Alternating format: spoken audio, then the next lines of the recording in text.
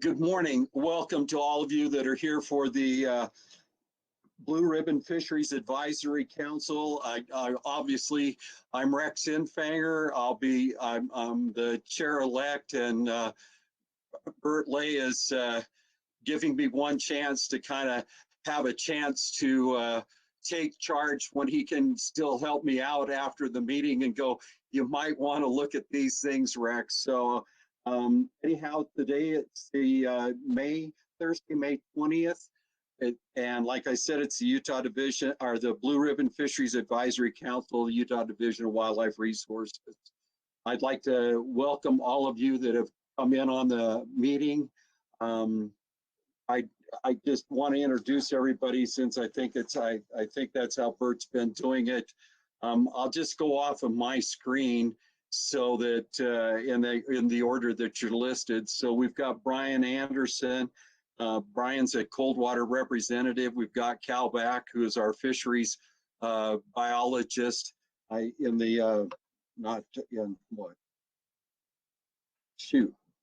Cal, I know where you, anyhow. He's a regional biologist. Thank you, Cal. Clint Brunson, who's our northern region. Dave Buchanan, who's our southern. Sorry, Dave. Southern region representative. Bert Lay. That's our. Sorry, Bert. It's not his favorite way. That's our chair currently of the Blue Ribbon Fisheries. We also have Jackie Watson, who's our fisheries biologist from the Central region. Jordan Nielsen, who's, Jordan is, I think, Southern, if I remember right. Southeastern regional representative. Thank you, Jordan.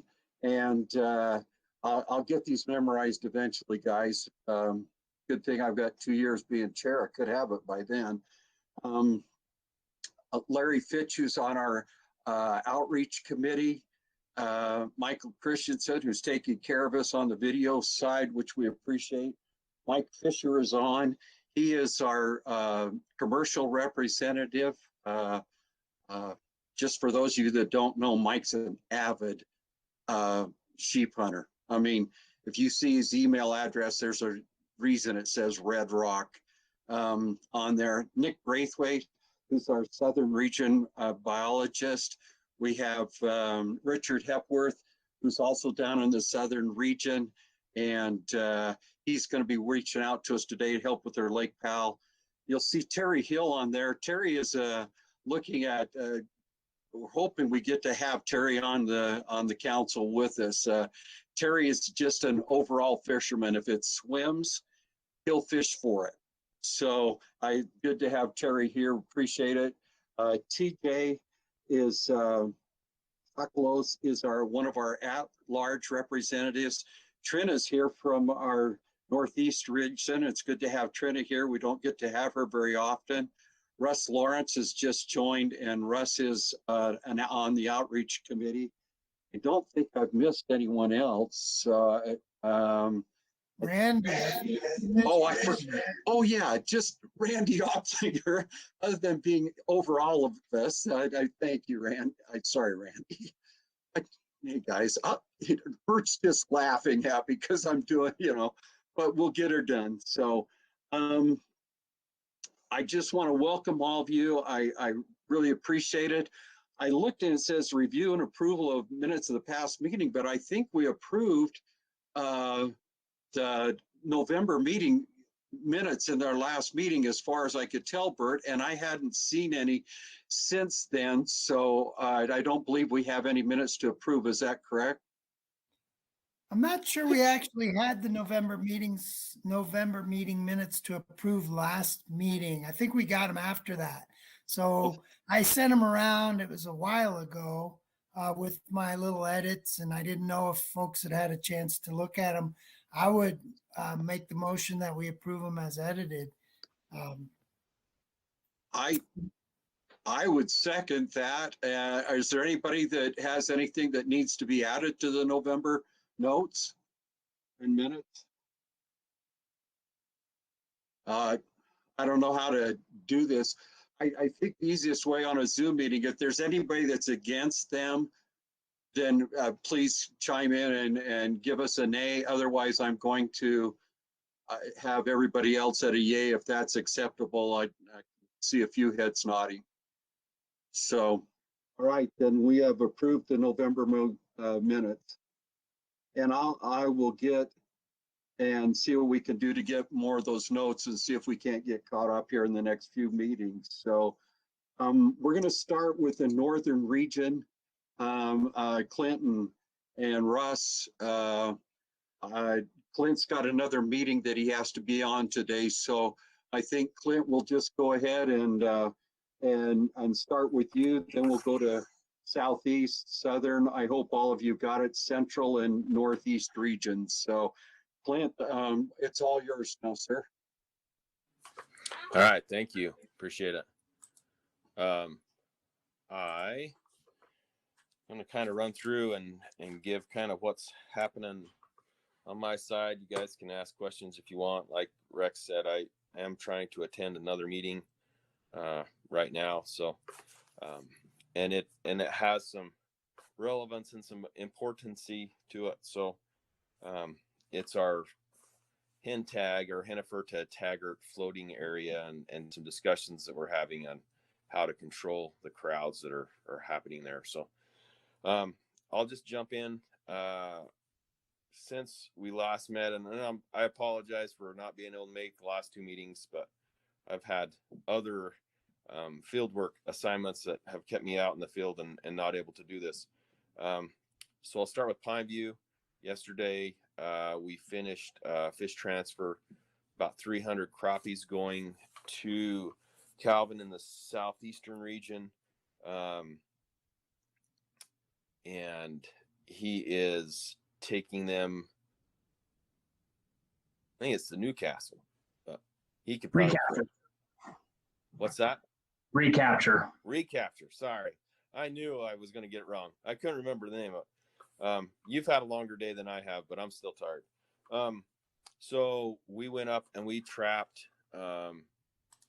in some Fike nets. We captured a bunch of crappies and bullheads. We were looking also for our stuff. We were trying to get some bluegills to move into this new Willard Pond north of the North Marina. We were not very successful in capturing bluegills, but we did very well at capturing bullheads and at crappies. About half of we only took crappies out of about half of our nets and turned the rest loose.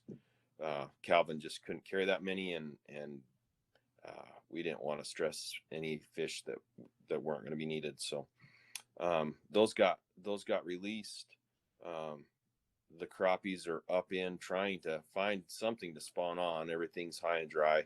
The lake's down significantly. It's maybe come up 4 or 5 feet is all from when the ice came off in ice fishing season. So it's actually very low.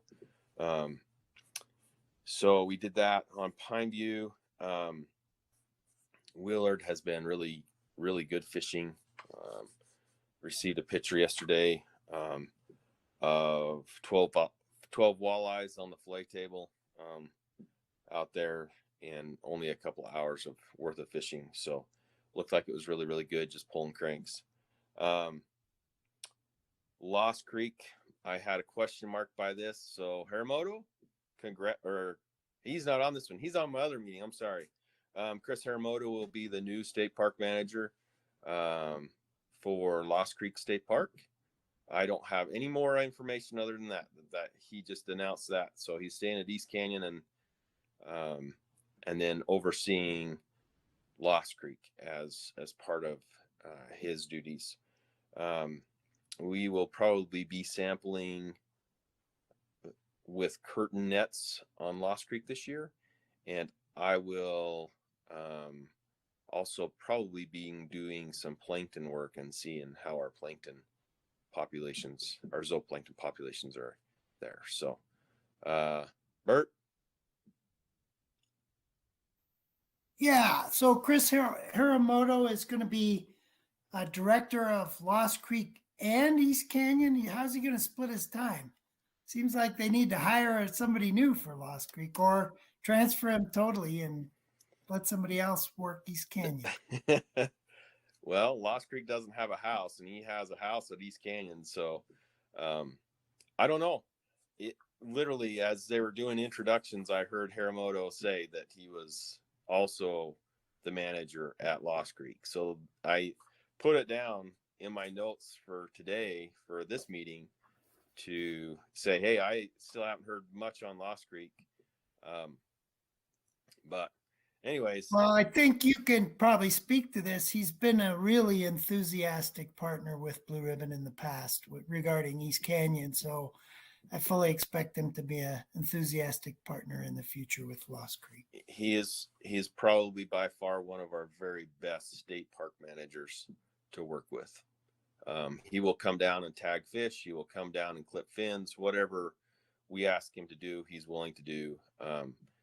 He is there for the anglers. I mean, he's getting more summertime traffic for water skiing and some power stuff, but he knows the East Canyon is a good fishery. So anyways, nothing else. I'll jump to Bear Lake. They are working on and probably wrapping up the cutthroat spawn.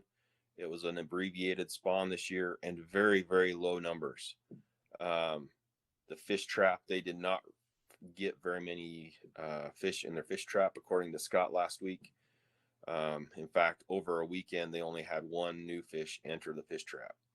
Their peak flows were very short, and they're down drastically right now, which is probably the reason that they're having so few fish come into the trap. But they're still going to try and spawn the fish that they had for egg collection and egg take for strawberry and other, like Lost Creek. Those cutthroats come from Bear Lake. So anyways, that's really all I have for reservoirs, unless anybody has any questions. Okay. Seeing no hands raised. Oh, Bert. I'm curious to know, looking in your crystal ball, what the future is for Echo and Rockport.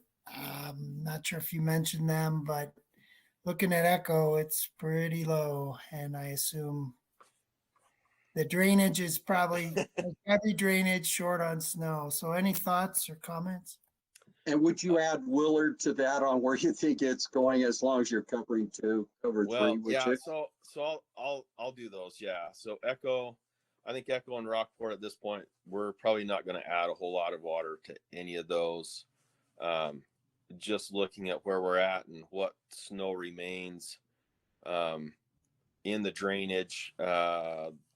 Provo River water users is already taking their flow in Oakley right now. We've already had some concerns and some calls about low water or no water in the river below that Oakley diversion, that Provo River diversion. Cody and I were already in the area, so we went and looked at that. They're letting about, as of this morning, or as of last night, 230 CFS roughly out of Echo. They've got about 25 coming in. So Echo is going to be a little puddle this year. State parks at one point, I still don't know if this is the case or not, but they were going to close the main marina and ramp because they were going to be doing all the rebuilding of all the facilities there. So I don't know where that stands. They were asked about 6 weeks ago to start publicizing that. They did not. They waited and waited and waited. Wanted us to get our butt in a ringer for it, and we said no because we had passed it to them. So I don't know where that stands. Rockport may, they'll take Echo. They can take Echo as dry as they want. At this point, there's no conservation pool in either of the reservoirs. So they can really pull those down as they need to meet irrigation needs. I guess what I kind of fully anticipate is they'll draw a lot of water out of Echo, and then as needs continue through the summer, they'll start pulling out of Rockport. It's kind of usual general operating procedures. what they may, I don't know if they'll be able to augment or take very much from Smith and Morehouse since it's above that Provo River diversion. But it's going to be a tough year. There's no doubt about that. I do anticipate Echo being just a puddle by the end of the summer. And Weaver Basin said that they have storage in all the reservoirs to make through 2 drought years without having a significant recharge. Well, this is number 2. So we may be in a pickle if we don't get some storms this spring, summer, fall, and following winter to recharge those. But I really don't anticipate anything. All the low elevation stuff's gone. I'm already seeing daily peaks and drops on like the Blacks Fork River in Wyoming now and at the Robertson Gauge, up to like 700 CFS and down to 400. So there's a 300 CFS fluctuation there.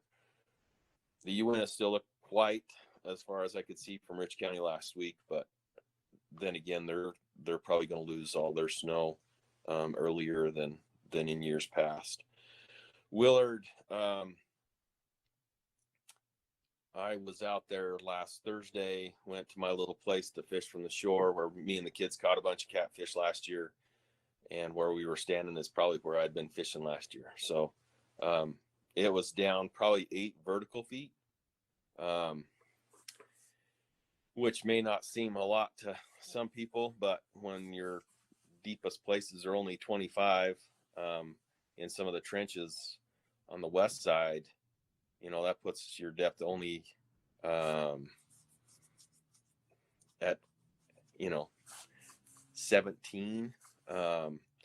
So what it's going to do is we're going to have an increase in harvest. We're going to have some really happy anglers, but it's going to be short-lived because as soon as that fills back up, we'll have an additional reservoir on top of it. And we've had the last 4 years, they've complained about not being able to catch fish. One, they were full. The shad pulled off 4 spawns every summer. They did very, very well. Fish just had to swim around and they were full. 2, they had an additional reservoir sitting on what they had fished previous, like in 2016. And so when we had this kind of fishing before, it was because we had low water. So we're going to have an increased pressure that way. We've already started. We have a really good young age class of wipers, 9 to 11 inches that are in the system right now that have done very well. They were like 4-inch fish last year when they went in. So they've grown 5 to 6 inches in a year's worth of time. Those fish will do really well. Our walleye, we put in, I think we've got 1 million fry that went in. And we've kind of got our finger on the pulse there of how many fry and fingerlings we need to stock to keep that population stable regardless of pressure. So this the shad will pull off probably 4 more spawns again this year would be my guess, maybe a potential 5th with water being warm enough. So they're going to have plenty of food. The fish that are there will do very well. I don't see any reason not to. I've been running some past data. If you want to get a little nerdy or geeky, but the relative weights. So you compare the standard weights of fish across the U.S. and there's formulas on how they're, and it's per the size, length, and everything. And you compare that to the weight that you collect, and it comes out, anything from say 85 to 90, 95 is a relatively very healthy fish. All of our fish at Willard right now are over 100. So they're doing very, very well. They're very healthy. Some would say morbidly obese, maybe like me at this point. But anyways, they're doing really well. I don't anticipate, like me, I was a little frustrated that I couldn't go fish from shore in some of the places that I wanted to. And that's just the way it is. That's the way it's going to be. But other guys have done very well along the shore earlier, and they still continue to catch catfish and a few wipers. So I think it's going to be good. like I said, we've tried to anticipate some of this harvest over the last few years and try to really put in the wipers and the walleye that we can.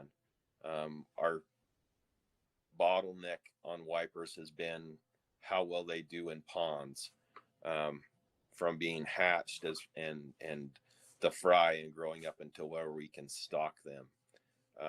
I have heard as of this morning that our palmetto cross of stripers and white bass using female striper eggs and white bass males was successful this year.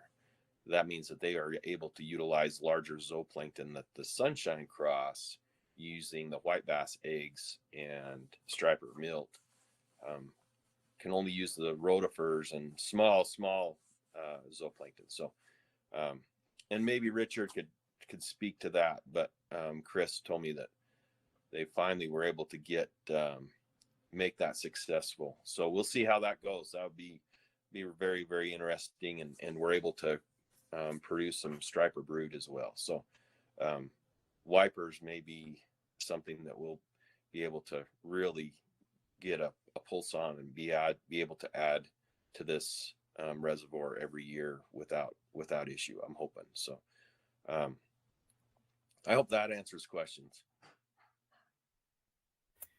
I just had a similar question with regard to Rockport and Echo. It seemed like the ice fishing harvest was dramatically increased with the pressure this year.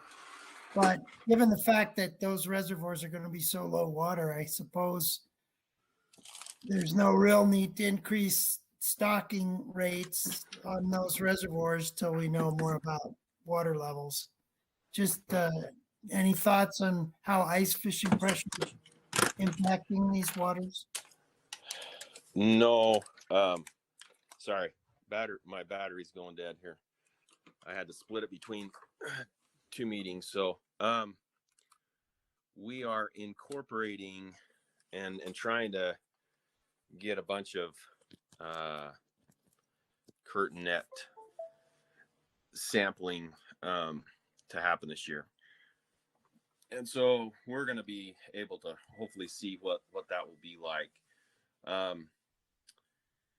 I know that there was, whether it was COVID related or just people trying to get out. I mean, there was a lot of people on the ice this year. And there was a lot of harvest.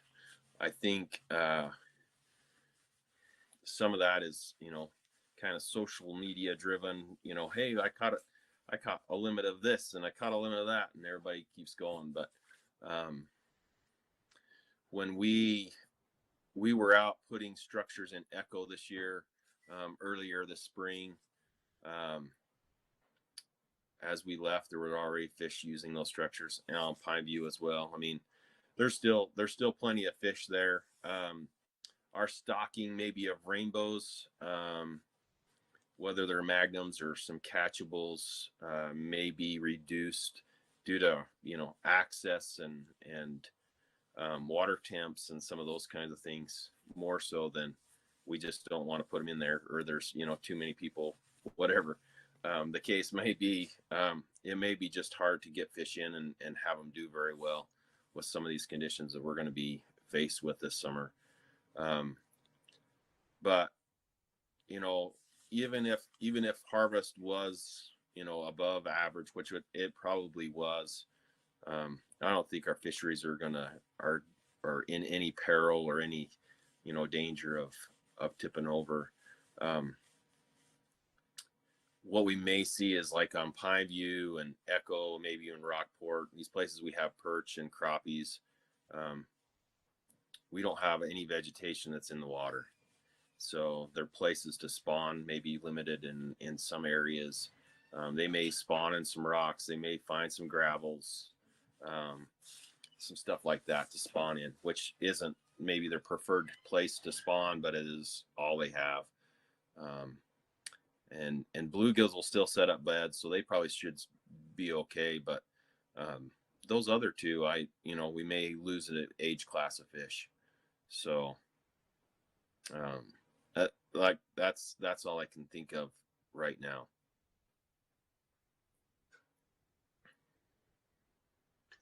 Anyone have any more questions for Clint? I was just going to chime in real fast. Hopefully people can hear me. I'm using a different microphone because I'm having some issues. But to kind of get to this Echo Rockport thing, Bert, this is just an FYI, and I think the council will probably talk about this a little bit more. Clinton hasn't been too involved with this, but Chris Penny and Cody in his region have been very involved in this. I've been working with those guys on Echo and Rockport to do a study this fall, where last fall we put tag fish. These are reward tag fish where we're paying people who catch some tag fish $40 for reporting tag information. We did that in a series of community fisheries in the northern region. We're actually going to extend that to Echo and Rockport and do a study this fall, probably going into the next spring, looking at those tag fish. And it's going to be sort of like doing a krill survey. So we'll get some information on, I guess, total numbers of fish being caught, that kind of thing coming out of those waters. We are going to manipulate the stocking rates between those two waters a little bit. Really, we're kind of aiming towards kind of evening out stocking rates, any differences between those two water bodies while we're doing this study. So there'll be some adjustments there and probably some outreach going on at some point about these tag fish and what to do if you catch a tag fish. And again, that's a fall time kind of thing, but it is something we're planning on Echo and Rockport. Thanks, Randy. I forgot about, I should have mentioned that, but figured we'd have a couple meetings between now and then. So if there's nothing else, I'm just going to share a little on the Weber. Like I said, we have this Hennifer Taggart stretch that we're talking about, you know, how to move people or reduce, you know, conflicts and stuff with homeowners and property owners and floaters and tubers and rafters and all kinds of stuff. So that meeting's going on. We've already seen some places where at the mouth of the Weber Canyon here by Ogden, we've had very, very low flows. One of the irrigation companies, as always, there's 250 CFS in the Wood River, so they take all 250. We've been able to, you know, ask for some additional water to be released. Like I mentioned earlier, that Provo diversion, there was concern about low water or no water there. This is going to be a year of watching gauges and watching the river. So if you guys hear things from your groups or angling buddies or whatever, just keep me in the loop if there's some things of concern or question. I think already this year I've received more calls or had more interaction with folks talking about low water than I have maybe the last 2 years combined. And we haven't even got to summertime. So my guess is it's going to be a pretty active year as far as people looking at low flows in rivers and those kinds of things. The Ogden out of both Causey and Pineview are kind of really low. Causey is about, as of Tuesday, as of Monday, I think, we went and stocked, they stocked some catchable rainbows and some tiger trout there. It was about 8 inches from spilling. So it was super close to being really, really, you know, all the way as full as it could be. But there was not a speck of snow that you could see anywhere. So that's probably a really good thing. They will pull water from that one and probably keep Willard as close to they can to the level that it's at right now. But they will use Pineview as a run through. They're just going to run water from Causey probably through Pineview and release it for irrigation purposes would be my guess. So I can't imagine Pineview coming up anymore. And I've understood that the Logan, and when I went by last week, the Logan was up, but it wasn't like you could still fish it if you wanted to. And I've heard some guys that have been fishing. So our rivers are okay, but I think we're going to get to some places where they're going to be a little tough come July and August. Randy?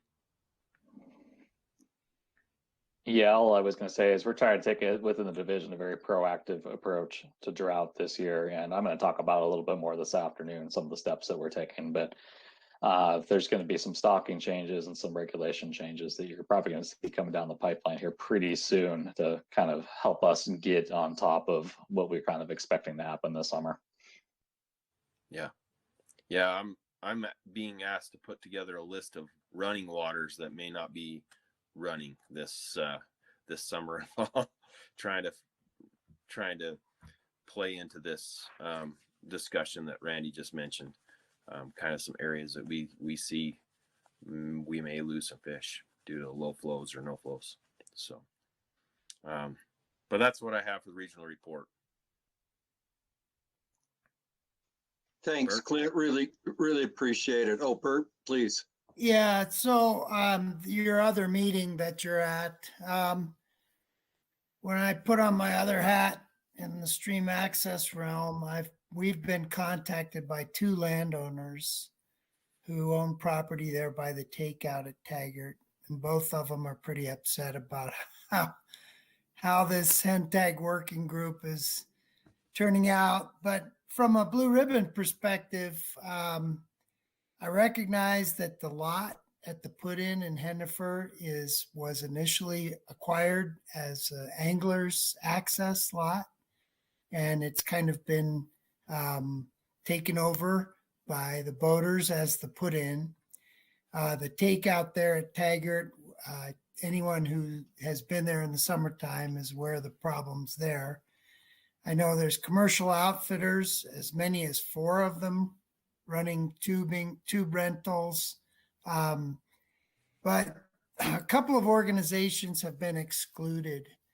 The Utah Stream Access Coalition was not invited to be a part of the hen tag working group. And also the Utah Whitewater Club, which has for over a decade done cleanups of that hen tag reach, because that's where their members go. It's one of the few whitewater sections that is perfect for training new boaters. And the University of Utah Outdoor Recreation Program takes kayakers there as well. So I've reached out to Paul Burnett, who I appreciate what he's trying to do. And I think that Paul is the right man for the job. It's a lot of different voices that he has to listen to, and a lot of different pressures coming from different sides. But from a blue ribbon perspective, I understand that there's some pressure for landowners, or perhaps there have been landowners who've pulled out of walk-in access, not just in the hen tag reach, but also elsewhere on the Weber River, the middle Weber, for example, between the reservoirs. And from a blue ribbon perspective, I just want to express a concern that we hope that anglers are able to continue to utilize the river. And I think all of us that do fish through the summer recognize that floaters, tubers are just something we have to contend with, whether it's the lower Weber or the lower Provo. But I would encourage you to do what you can to make sure that access for anglers is maintained, and that I know you're well aware of the cutthroat population, the unique fluvial cutthroat population, and also the blue-nosed sucker, the endangered species. So just let Paul know that there are many other organizations that would like a seat at the table. He explained that he only wanted to limit this to immediate stakeholders, and that would include the division. In speaking with these landowners, I've heard some radical suggestions. They've also been floated at the Confluence State Park, collecting fees because the put-in is in Morgan County, is in Summit, and takeout is in Morgan. So it's a cross-county problem. And the trash floats downriver, and the takeout, where people have all their garbage, is in Morgan. Seems like maybe Morgan could come up with some ideas to shuttle boaters, have a business based out of Morgan to shuttle people to the put-in and get them back to their cars from the takeout. Another thing that's been proposed or being considered is the possibility of actually shrinking the size of that access lot to reduce the number of people who can actually park there and start ticketing people who exceed those numbers. So lots of complications. I'm not excited to get involved. I'm glad you're on it, but just keep in mind our Blue Ribbon Fisheries interest in angler access. Thanks. Yeah, not a problem, Bert. Yeah, this has been one that that has been kind of the top of, I guess, my plate for at least the last 8 years or so.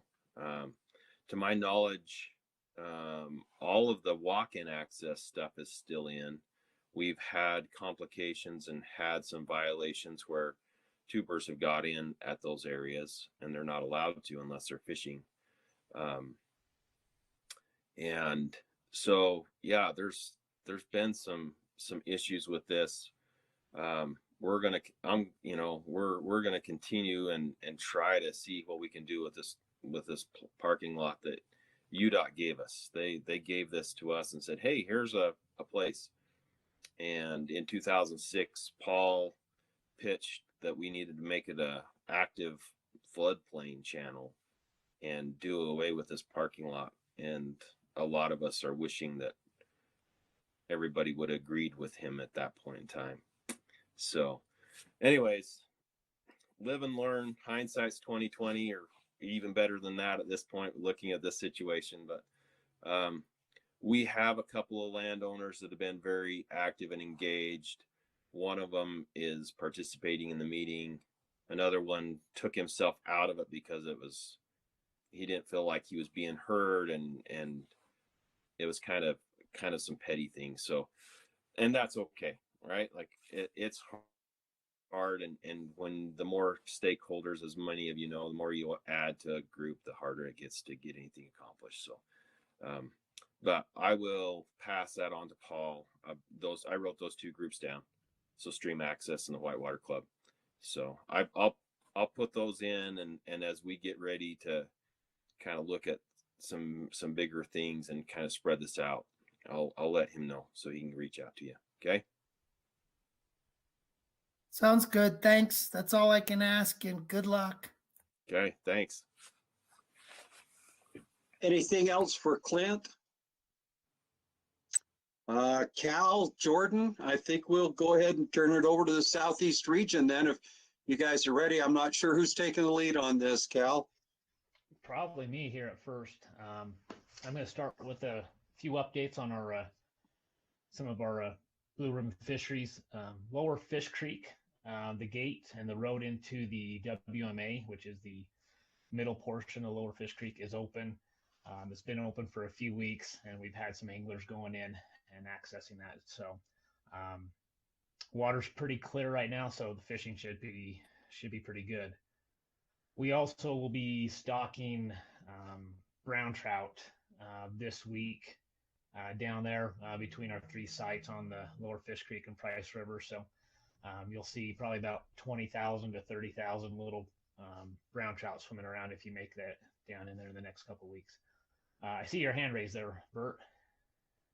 Yeah, I heard you say it. I just wanted to clarify. So anglers now have access to that parcel below the dam, below Schofield, or has that not changed? No, that has not changed. I'm talking about the WMA property that the Division of Wildlife owns, that you have to come in from Colton. Usually we close the gate on that property to restrict access to the winter months. That way we can keep the road in good condition and it doesn't get rutted up from people going down there too early. So that's all opened up. That's the piece of property I'm talking about. And the situation below the dam essentially hasn't changed. So Correct. Hasn't changed.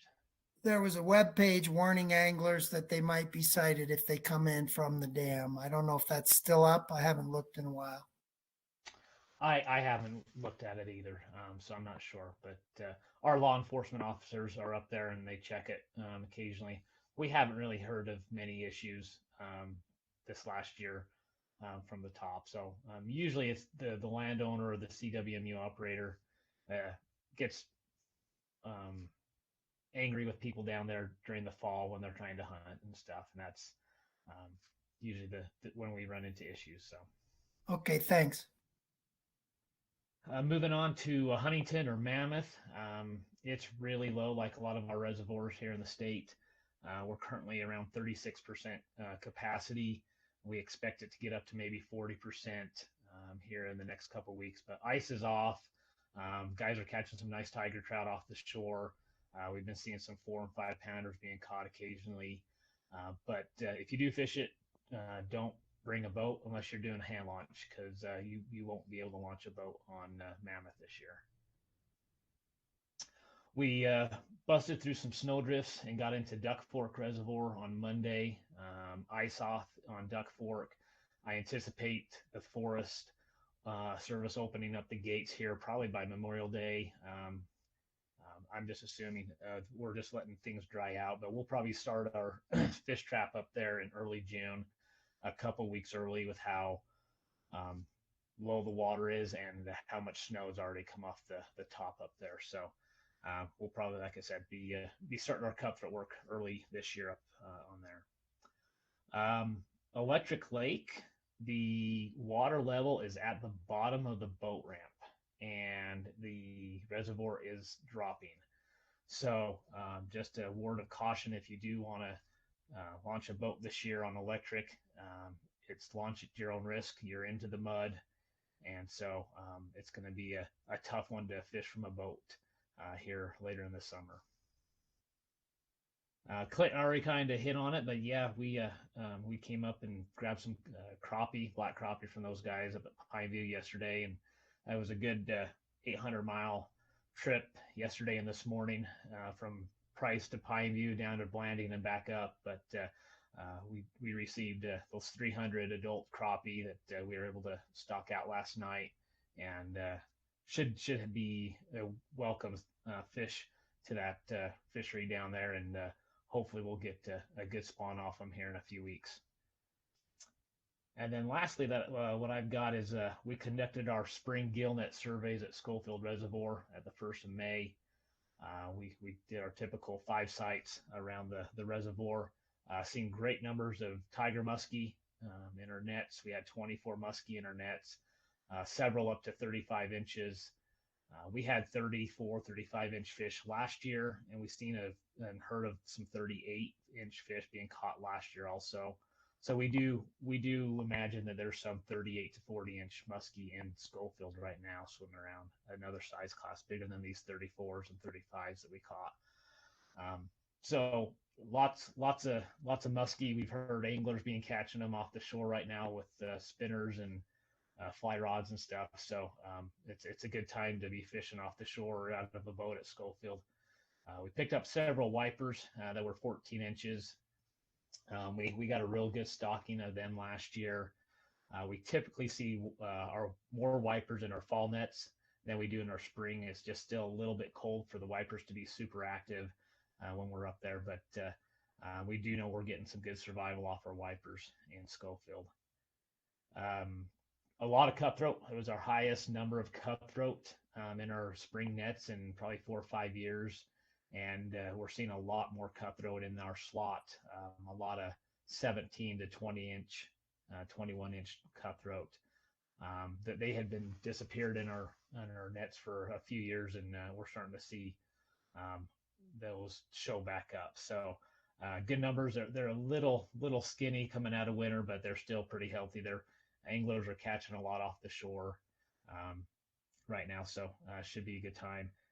We did catch up a lot more tiger trout. We switched to a 12-inch tiger 2 years ago up there, and we're seeing tiger trout showing up in our nets again, and several up into the 20, 22-inch range. So seeing some good survival off that change. And our rainbows.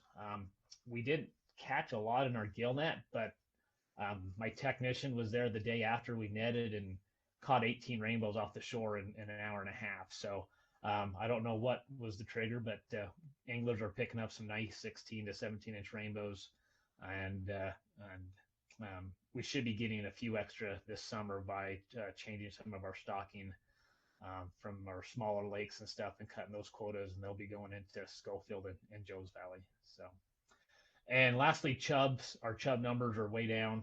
This is the 4th year in a row that our numbers are lower than 80 chubs per net. Historically, they were up into the 300s, almost to 400. And so this is, like I said, 4 years of spring netting. We were at 41 chubs per net per net night. For comparisons, Joes Valley ranges between 25 and 45. And so with this last, like I said, these last 4 years, we've ranged between 40 and 80 between our spring and fall on Schofield. So still a lot of chubs, but we're getting them down to a manageable catch rate. And average size is about 12 inches, 11 and a half, 12-inch chub right now. So they're big fish, and we're seeing them in the stomachs of those big muskie. So any questions? Yeah, I have a question. Do you regret not having us evaluate Schofield for blue ribbon last year? It sounds like it's close. It's close, but like I said, we've got some management goals that the team put together. And once we check those goals, I think we can really say yes. And we're getting there. One of our goals is to have a catch rate of 25 trout per net night. And between cutthroat, tigers, and rainbows, we're right around 2021. Our chub numbers are lower than what our management plan was for. So we're getting close, but I still think we want to go a couple more years before we're, to say, yes, please evaluate. We just want to, check all those markers and make sure we hit every goal. The one thing I should mention, we did have one surprise in our nets up there. We had a 14 3/4-inch grayling in our nets at Schofield. We've seen some grayling come out of Lower Gooseberry and go up other tributaries on Schofield, but we're seeing them now in the reservoir. So this grayling was 1.5 pounds, almost 1 3/4 pounds. It was a really fat Arctic grayling. So if grayling are making their way down and surviving a Schofield, that means we're opening up space and reducing our chub numbers. What do they eat to get so big? It had bugs and zooplankton in its stomach. So, it's direct competing against chubs and rainbows. So if there's one, there's more, but that was quite the surprise for us. You recall, I was surprised to catch them in Gooseberry Creek a couple of years ago, but we figured out they came from above. It sounds like Schofield's like the best kept secret of the whole state right now, given the tiger muskie situation and some nice trout as well. But congratulations on getting chub numbers under control. Thank you. Yeah, we're still, excited and fingers crossed. We don't want to be too optimistic, but the trends are in the right direction for us. Anything else, Cal, that you wanted to add? Thank you very much for that report. That is kind of exciting to have Schofield. That's a nice thing, especially with the wipers, since you were a little concerned a couple of years when you were reporting on, we're going to put them in, and nobody's ever put them in at that altitude, and we'll see what happens. And it sounds like it's been a very positive result so far. Yeah, it has. And last year we had a 22-inch, 21-inch, 6-pound wiper in our gill nets, and we see them in that 15 to 18-inch range in the fall. Excuse me. We've stocked some 2-inchers in June, late May, early June before, and by by October, we've seen them up to 4 to 6 inches. So we know they're growing. There's plenty of food in there for them. So I think the bigger ones, of course, have a better chance in there, but they're doing quite well. Is the water still coming down? Is it going up? What are you expecting? I mean, everything's a drought this year, obviously, but just wondered kind of what you're thinking for this year. And then, up on the Airpine Trail, what are you expecting up there? I mean, you're in Duck Fort almost a month early, aren't you? We're 3 weeks early. Okay. And part of that part of that is just timing with getting equipment up there this year, and getting a contractor or our operator up there. So that's why we went in early. We also have a fence project going on at Willow Lake, and so our contractor starts next week. And so we had to bust through everything to get up there to start cutting deadfall on the backside of Willow to put a new fence line in. So that's kind of the reason why we started early, was because of that. But Schofield, Jordan might have a little more information on that, but I do expect it to get low, probably as low as it was in 2015 down to our conservation pool, which is I think around 20% or 18%. But we've seen that before, and we kind of manage the fishery around that too. That every few years it could drop that low and stay like that through the winter. So as far as on top, a lot of those smaller lakes are pretty full right now. Duck Fork was a little low, but Farron was to the top. Willow was all the way to the top. So I think they'll be okay. It'll just be, seeing how quick they dry up maybe this summer. But right now they're all full pretty much, other than Duck Fork. Were you able to get up as high as Snow or anywhere up or along the top there? Not yet. No, there's still plenty. There's still a couple feet of snow up on top and snow drifts up there. So Okay. Still a few weeks away to get on the very top. Thanks, Cal. Bert? Any updates from Blanding City's plans for recapture? Have they had any meetings, or is that moving forward to your knowledge? To my knowledge, it's still moving on. They're just waiting from, any info from me about the boat dock this year, if it was funded or not, and then we're going to go from there on further plans. So I'm been down there almost twice a month, 3 times a month since this January. So we'll be meeting with those guys here this summer here shortly to discuss that. Sounds good. Are there any other questions for Cal? Thank you very much, Cal. That's pretty exciting with what's happening with the wipers at Schofield and with the tiger mussing. So been nice. Thank you. Well, then I think we've got enough time. Nick and Richard, Nick, I guess you're going to take the lead on the report and then have Richard come in on that. So if you'll go ahead and take it away, we'll go from here. Thank you. Sure. So the 2 main things we've been working on and thinking about since the last meeting are probably some gillnet surveys, and then also dealing with the drought and what we need to do to address that. And so I'll hold off on talking about both those things. The gill netting, if I wait till next meeting, I'll have a little more information to give you. We're actually pulling nets at Fish Lake this morning. So I'll have some of that data and maybe some data from the Boulder Mountains. So I'll wait for the June meeting to get into the gill netting results. And then in terms of the drought, I think it probably makes more sense to wait until it looks like Randy has a portion on the agenda to talk about drought, so I can answer any questions about our waters then, I think. And I want to give the rest of the time to Richard to give an update on Lake Powell.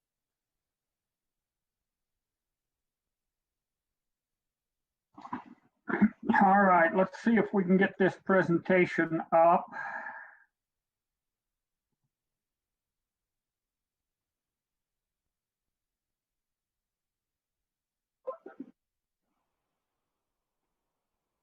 All right, can everybody see that okay?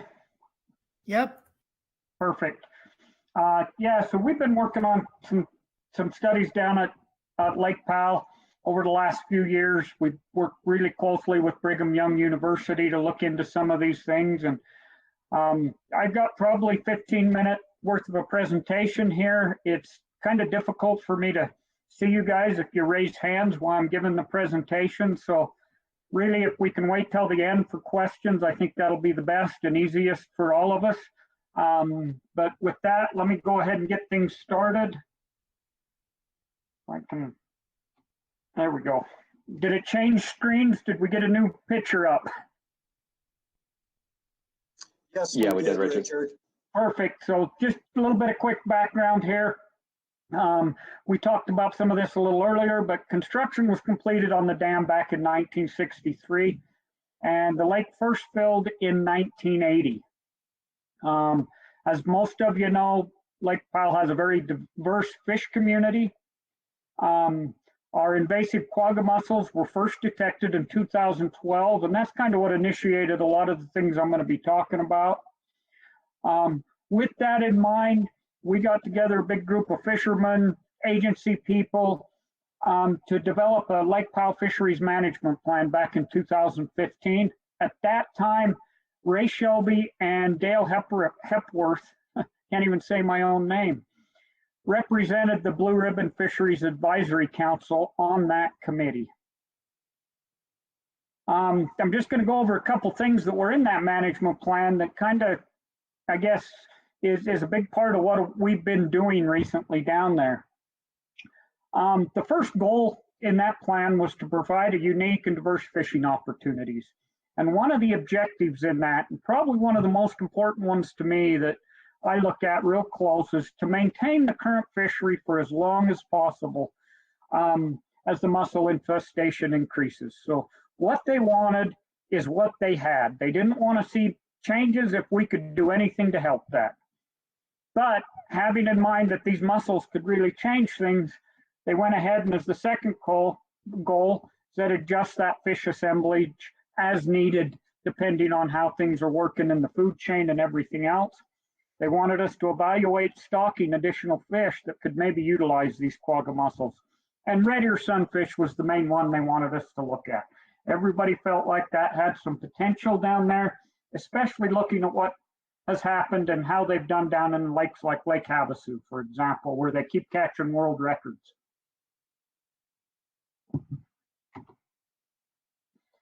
And then one of the later goals was to just help us understand what these impacts of the invasive quagga mussel were going to be to the sport fishery and do whatever we could to reduce those impacts. So that's what initiated a lot of this study I'm going to talk about.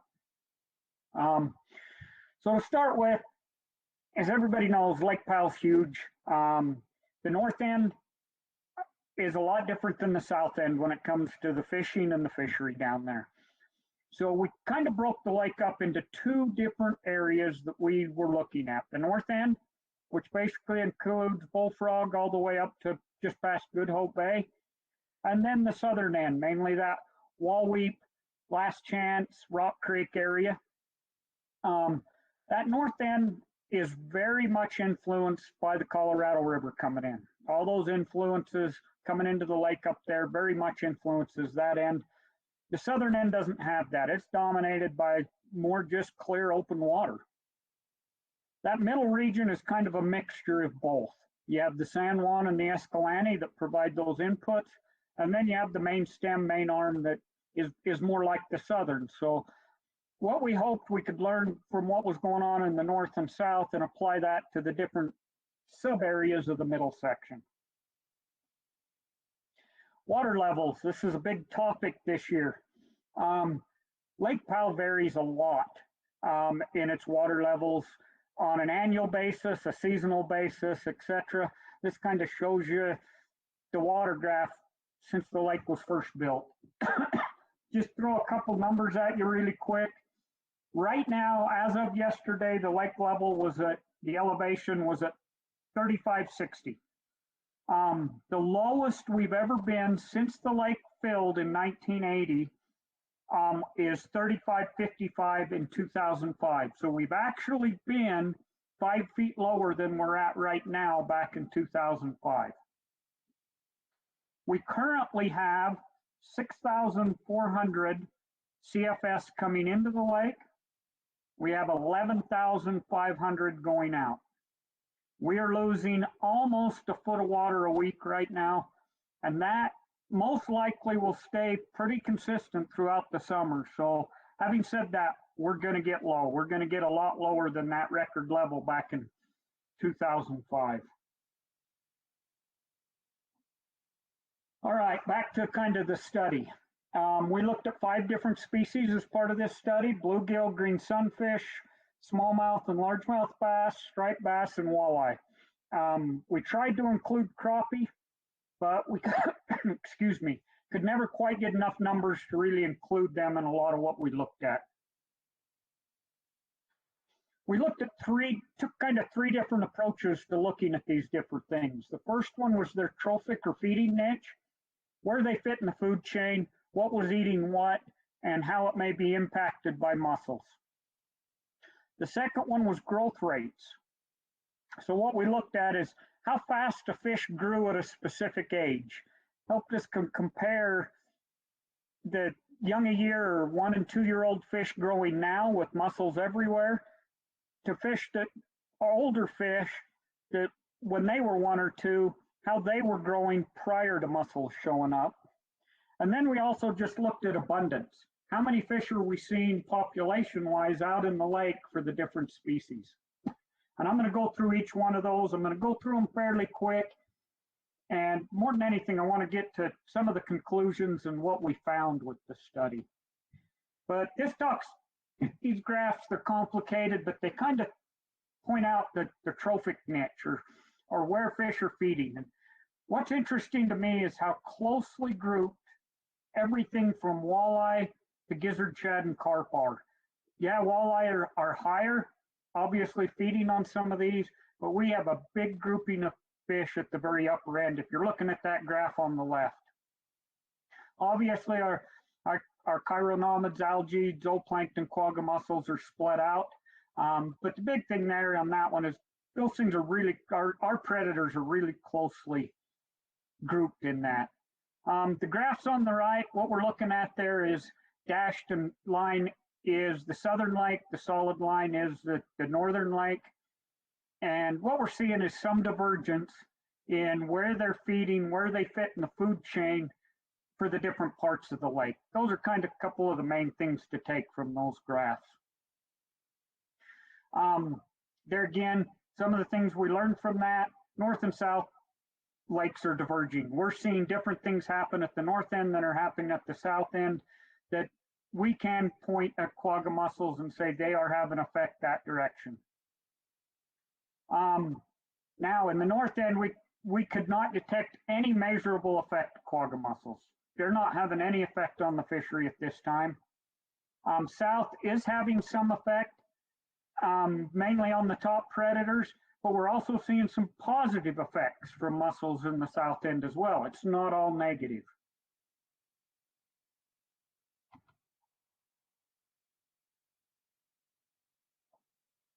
With the growth rates, so like I tried to explain a second ago, we were lucky enough to have collected a lot of fish out of there over the last few years, and we had a fair number of older fish that we could look back at their growth rates and calculate how fast or how much they grew in the lake prior to mussels infesting, and compare that with fish, young fish now with mussels, so we could see if they were growing faster or slower with mussels present. What we really learned from this, there's a lot of information here. We were not able to detect any measurable change in their growth rates for the most part. In fact, in some instances, mainly with some of the bluegill and some of the green sunfish, we saw positive effects. The other thing we did learn from that was water level has a huge effect on these fish and their growth rates, more so than anything else. Abundance, we used our long-term gillnet data. Basically, we had about 30 years of data to look at. We looked at the 6 species, catch per unit effort and biomass stuff. We looked at population growth rates, and then we looked at some environmental effects. So I'm just going to go through a handful of these graphs that kind of show you some of the abundance data we have on the different species and the different locations. As you can see, bluegill in the north and south, you know, pretty consistent. You have bump years. Most of those are associated with good water years. Green sunfish, fairly similar. If you In both instances, it seems to appear that the green sunfish on both ends of the lake, their populations are growing overall. Slight trend of them increasing. Largemouth bass, pretty consistent after you get past about 97. You start to see a little bit more consistency in their population. Not as many high and low points. So smallmouth bass, again, around 98, 97, somewhere in that time, you start to see a little bit of an increase in populations in both the north and south ends. This is probably the biggest one that stood out to all of us. If you look prior to 98, striped bass populations were boom and bust. Since about 98, it's been a lot more consistent with not as high a peaks and not as low a lows. And then walleye, somewhat similar to the striped bass. In fact, in the north end, you've really seen an increase in the amount of walleye, especially over about the last 15 to 20 years. Their population's actually doing quite well. They still struggle a little bit more down at the south end. So what did we learn from that? Again, no catastrophic declines in any of our fisheries that we can point to and say quagga mussels are having a very big, if at all, an effect. The abundance data, their gillnet data wasn't very good for bluegill and green sunfish, mainly because we don't sample a lot of the smaller ones. About that 2000 time frame, we did see some changes. We saw things start to smooth out. We saw a decline in those boom and bust. The southern region is more variable than the northern region. And again, no indication of quagga mussel effect on population growth rate. Just real quick, we've talked a lot about what happened in 2000. The main thing we see that's happened right about that time frame that probably is affecting these fish is that's when our gizzard shad showed up. Gizzard shad populations really took off about 2000. So it added a second, I guess, prey base to the threadfin shad that were already there. I think that was the main thing we're seeing with that. So with that, I'm just going to throw out, these are some of the conclusions we've come to right now. Little evidence of quagga mussel effect, negative or positive. Changes in water level overwhelms the effects of the other species. I mean, that really is what affects the fishery down there is the water level. Low water years, it doesn't do as good like we're experiencing now. High water level makes a big difference. The other interesting thing, because of those fluctuations, the quagga mussels seem to be in what we're calling a constant state of colonization. When the lake drops, they dry up and die. And then when it refills, they got all this new area to colonize. So they're kind of always colonizing, not necessarily a good, strong, always there population. The other thing that kind of makes us nervous is that space at the top of that food chain is crowded. Really makes us think there's probably not at this time a lot of room or a lot of reason to be adding a new species to the lake. It most definitely would be more problematic than good down there at this time. The bluegill green sunfish seem to be filling the niche or the area that a red ear would. And so at this time, we're not pursuing putting any additional fish in. And then several species are energy limited. As many of you notice, as stripers get a little bit bigger, in that 20+ inch range, they start to struggle to find enough food to maintain themselves. And then lastly, kind of where do we go from here? One of the things that was, apologize for that. One of the things that was kind of lacking in our study, and it just kind of evolved, is we didn't spend a lot of time looking at the shad. And we feel like they could be very important and maybe utilizing these villagers or these young quagga mussels as a very important food source down there for them.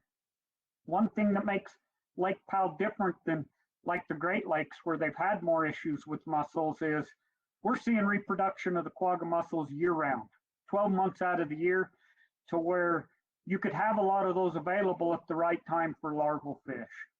So we're just getting started with a new study to really evaluate how are these quagga mussel being used, especially by larval fish in Lake Powell. It'll probably be, I'm guessing, at least a 3-year study. We got started late this year, and we're going to pay real close attention to that.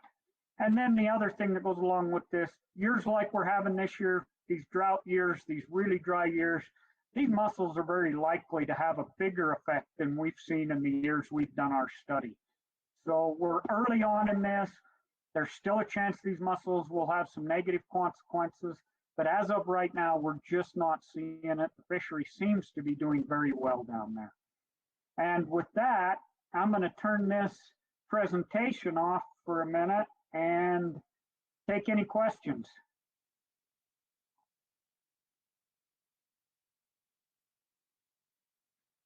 All right, Rex, I guess we'll go with you first. Appreciate it, Richard. Hey, that's a great report. There were some complicated graphs there that I wish I'd had a few more minutes to study, but nice job that you guys have done down there. Thank you. I can share this presentation with you guys, and you can look at it closer and feel free to email or contact me with any additional questions. I just didn't want to take up too much time and get too much in the details. I wanted to give you more of an overview right now. Oh, I appreciate it. And yes, I would be very grateful to get a copy of it. Some of us have a tendency to be a bit on the fish geek side. I don't know if you know, but your dad and I were both bio-aids at the first of our careers. I went a different direction and he stayed where he was. So been around your dad for a long time. In fact, we ought to get together. I'll tell you a few stories that he doesn't want you to know. But I find it very interesting that the villagers being used by the larval fish. That's going to be a neat study to see where that comes. And please, if you run into anything, would you report it to us so that we might be able to? Obviously, Lake Powell's one of our premier blue ribbon fisheries in the state. What is it that we could do from the blue ribbon side to help you out? I mean, we're looking at equipment. Are we looking at people? Are there times that you could use some extra hands down there? I mean, I can be forced to go to Lake Powell. Yes, in fact, in the past with some of these studies, we've utilized a lot of you guys to come down and help capture fish, just even hook and line helps us get some of the things we need. You mentioned that the villagers and fish eating those. Something happened in 2000 and I think it was 18. We had the biggest shad spawn and reproduction that we've ever had in Lake Powell.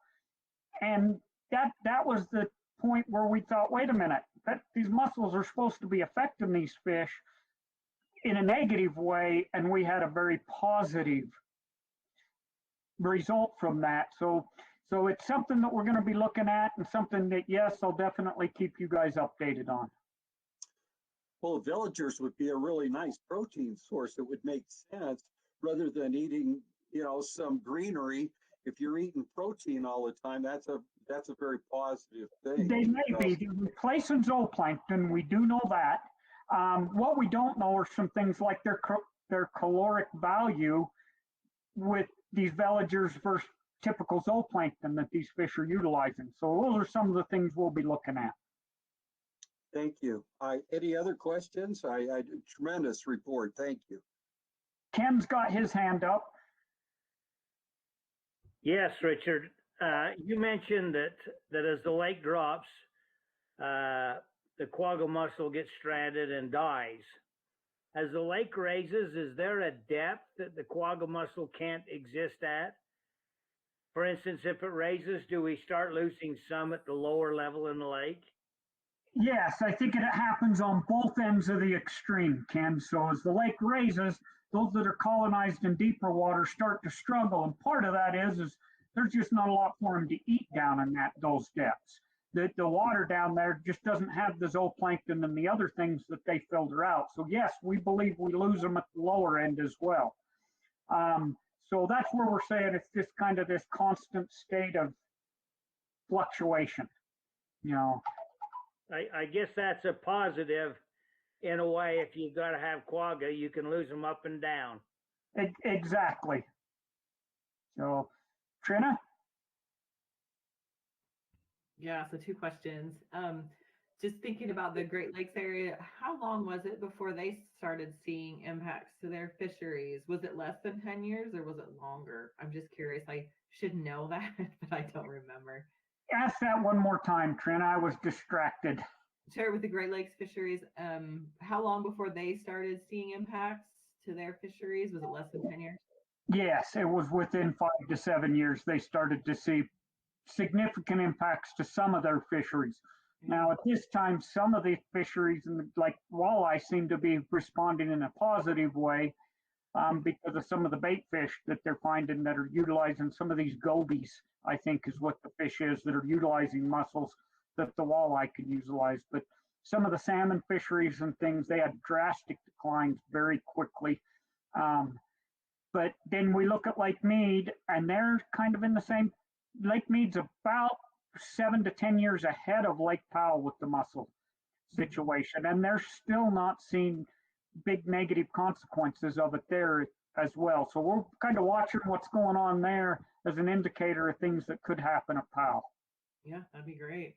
So also though, your water clarity has increased at least at some times of year due to the quagga, right? Some years, in low water years, when we have low input from Colorado, San Juan, Escalante, yes, there's been a huge change in the water clarity. Other years, no, we don't notice any change. So there again, it's more that input of water that seems to be the big factor here on that. Do you see like reduction in catch rates when the water is real clear? That you like, I guess it could still be related to the lack of flow too, but in the south end, very much so. In the north end, not quite as much. And it depends on the type of fish they're going for. Walleye fishing went to crap during those clear water years. It was just extremely difficult. The other years, walleye fishing seems to be really good when you have poor visibility. Yeah. Okay. Yeah, you guys have like green sunfish with shoulders on them now. I swear they're like chowing down on mussel. And they're eating adults as well. They are right there in the rocks picking adults right off the walls. Yeah, going to town. Okay, thanks, Richard. Yep. Bert? Yeah, this is a little bit of a sensitive question. Forgive me. Do you know if there are efficient ways to kill veligers in water being pumped from one reservoir to another, like from Lake Powell to Sand Hollow or Quail Creek? There has, believe it or not, Bert, been a lot of discussion regarding that exact point. And yes, there are ozone filters that can be really good at doing that. And, you know, those are part of the plans from what I've seen on that specific pipeline that you really didn't want to bring up. But yes, that is an option, and that is in the works and part of the plan. Well, that's good to know, but it's also quite remarkable, as Ken pointed out. It's great. We lose them on the way up and we lose them on the way down. So maybe quagga is not as big a problem in Lake Powell, but man, if we get more constant level reservoirs, that's maybe where we'll expect. Yeah, this is one situation. Keep that in mind. And really, these mussels are just bad news for many other reasons besides just fishing. The good news is I'm feeling pretty good that we're going to be able to maintain some quality fishing at Lake Powell, even with them there well into the future, if we have water. Yeah, great. Thank you.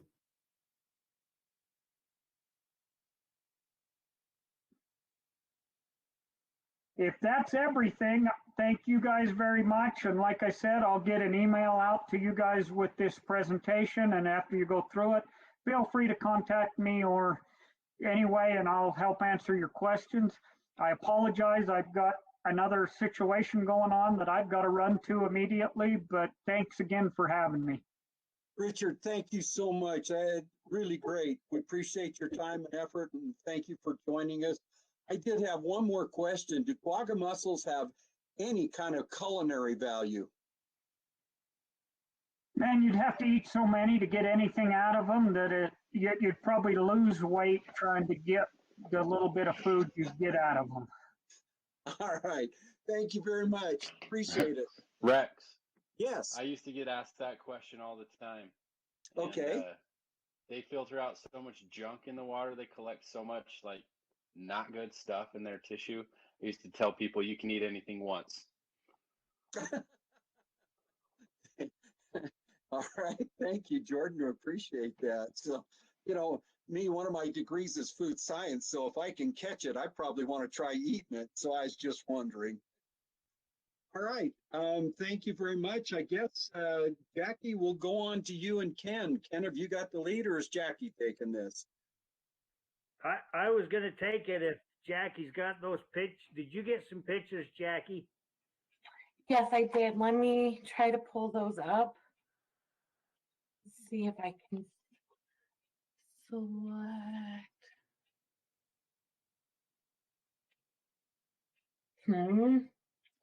Whoa.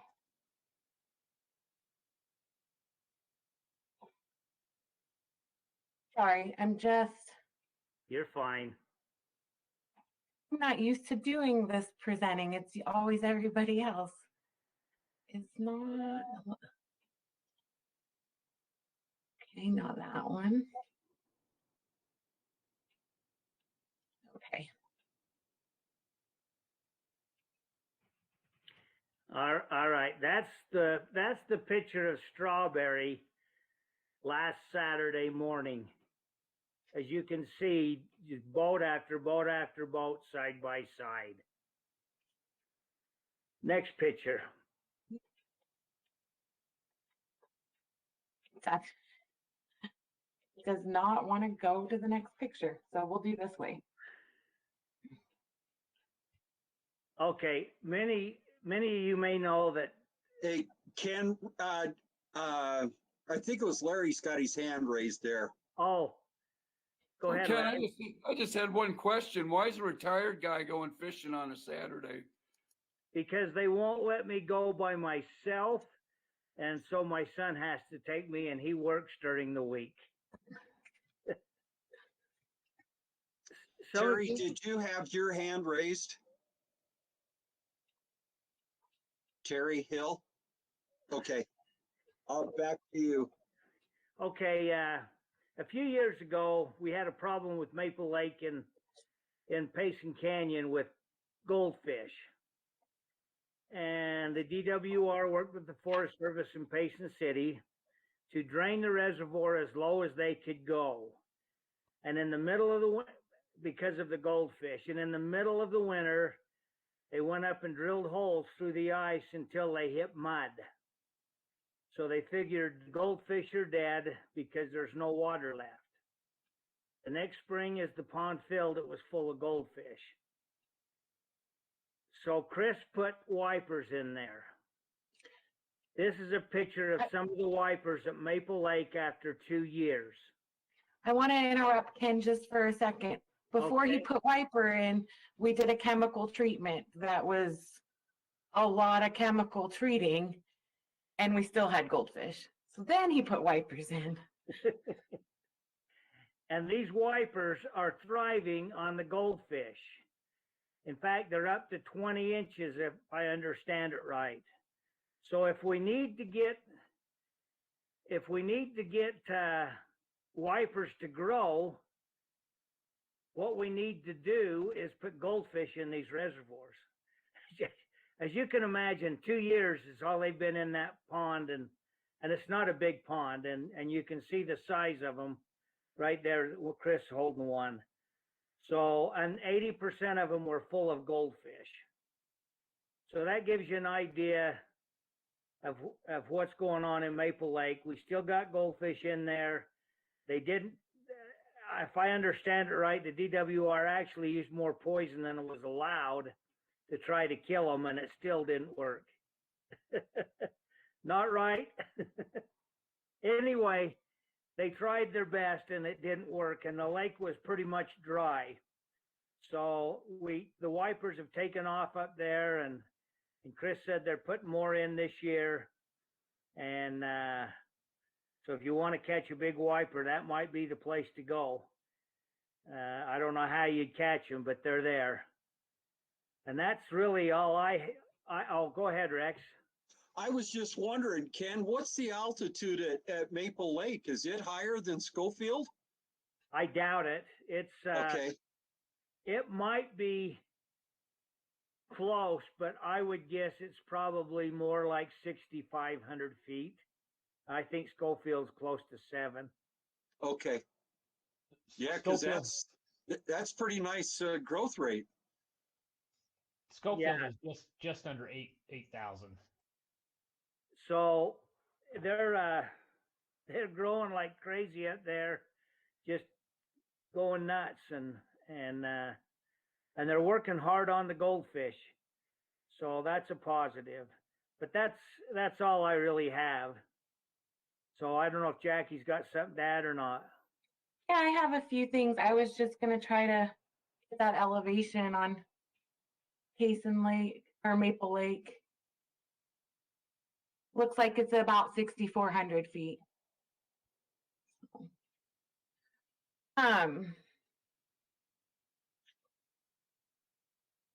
We didn't exceed legal limits of chemical treatment, but we took it to the max allowable.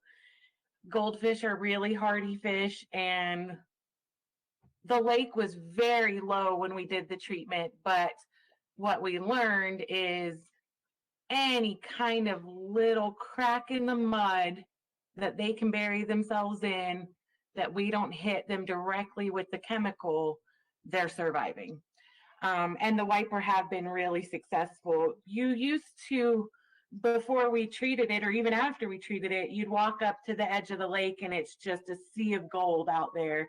And now you'll see little pockets in schools, isolated more, so the wiper have been really effective there.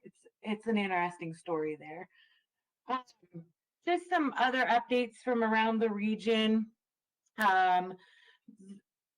Several of us from the Springville office will be assisting with a Provo River Delta tour that's being given to the Utah Anglers Coalition on June 5th of this year, looking at some of the work we're doing there.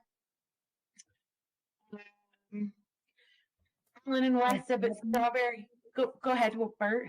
I understand that's a really good time of the year to fish the Provo River, mouth of the river. So that proposed tour of the Delta will also include some fishing afterwards. Yeah, and the white bass have really picked up. So catch rates are really good this year for white bass. Wes and Alan up at Strawberry are making a lot of progress on the revision of the Strawberry Management Plan. They're planning to have an in-person meeting next month with the committee and hoping to kind of finalize committee input into the revisions after the meeting next month. They've also been working with UDOT and a bunch of volunteers doing some restoration work on the Upper Strawberry River. They've installed BDAs, coconut fabric, and completing their planting of willow and sedges. Alan's comment is, we hope that we have enough water this spring, to have those plantings be successful. We've talked a lot about drought conditions, and so I'll kind of finish my update with some of the conditions here in my region. Like everywhere else in the state, it's pretty daunting, somewhat dismal predictions. As of April 1st, the SNOTEL sites indicate snowpack in the Provo drainage were the best for my region compared to the other snow-tell sites, and they were about 71% of normal.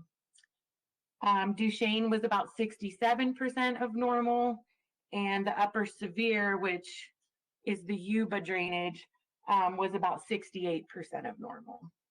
So better snowpack than I would have guessed, but still not great.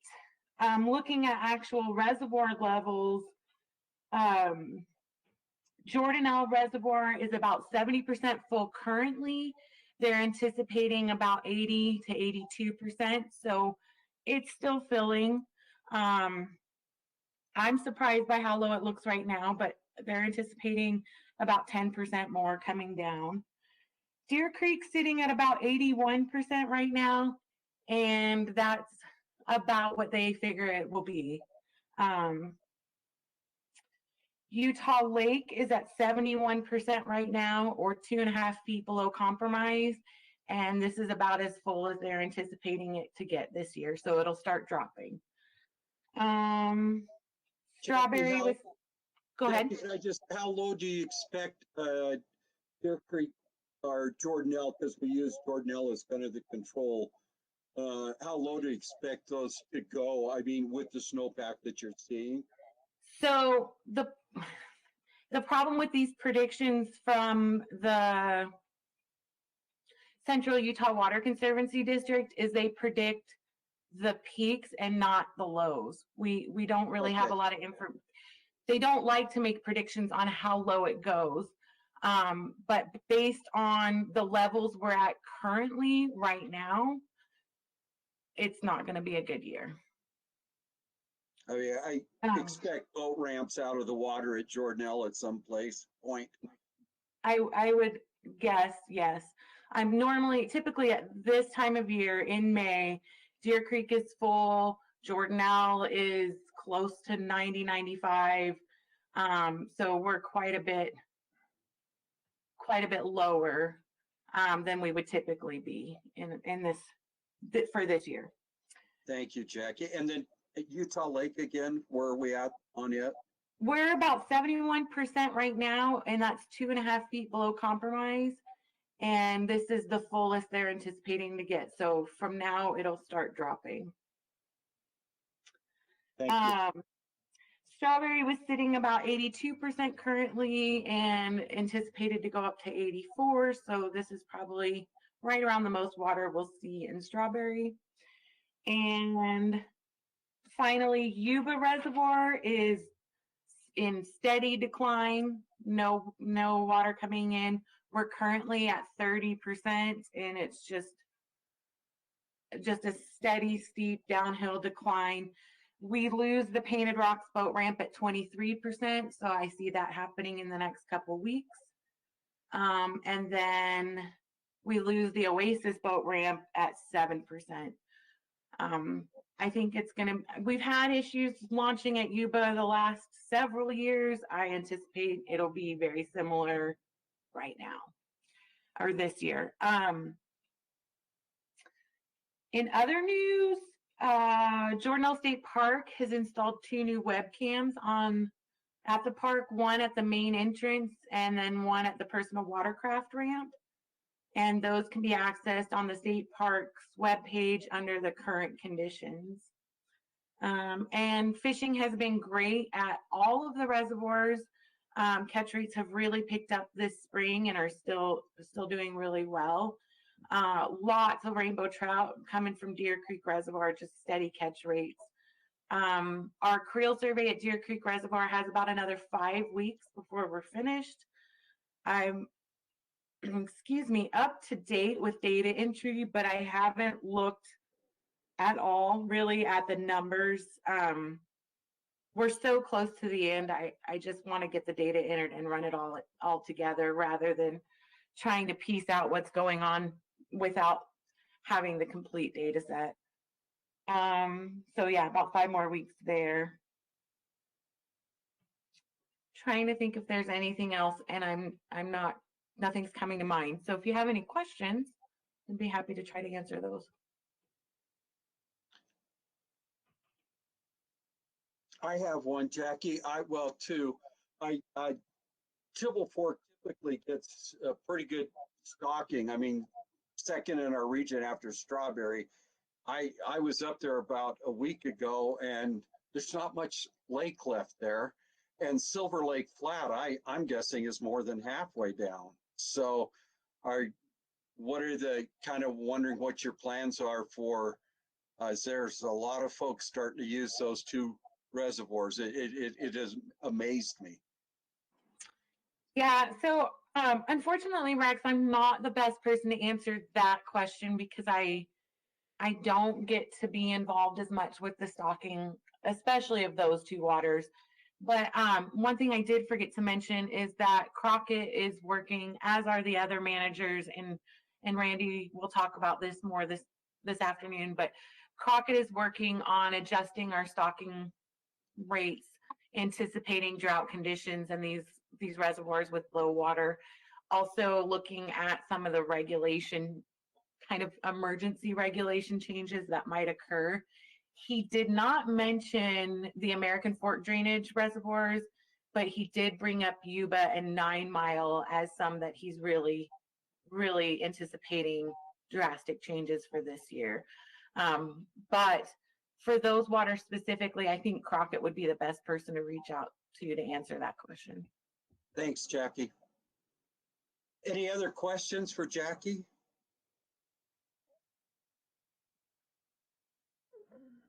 All right, thank you. We're scheduled to have a lunch break right now. Trent, I was just wondering, are you able to come back after lunch, or should we stay a few more minutes? What would you like to do? We'd like to accommodate you because we're grateful. No problem. So yeah, I can come back after lunch. I have another meeting at 2. So I was going to be on until then. Well, we'll just put you first on the schedule. I think what we'll do is that we're up against noon right now. Let's take a lunch break, and we'll be back here at 1 o'clock. We're on the same link. Is that correct, Randy? Yeah, that is correct. So it'll be the same link again for the afternoon. All right, let's just, thanks to all of you that have presented this morning, Richard especially. I know he's off, but that's kind of an encouraging report from Lake Powell. So let's all come back. We'll see y'all here at 1 o'clock. Thank you.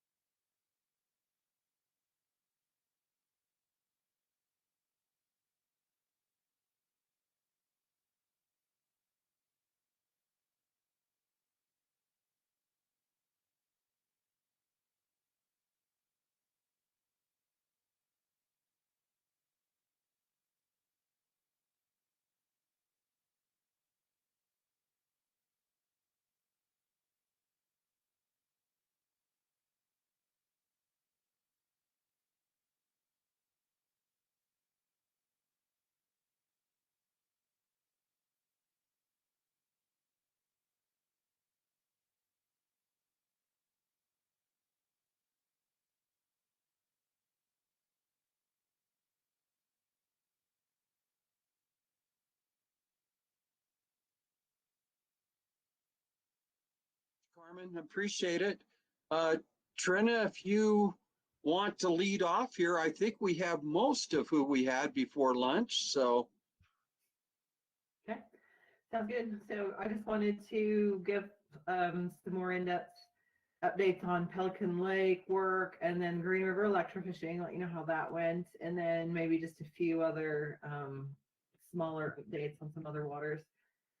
So I think most of you know that Natalie was out on Pelican Lake for quite a bit this past spring. She was tagging carp, which doesn't seem right to tag and release those buggers. And then also trying to do a recapture to get a population estimate.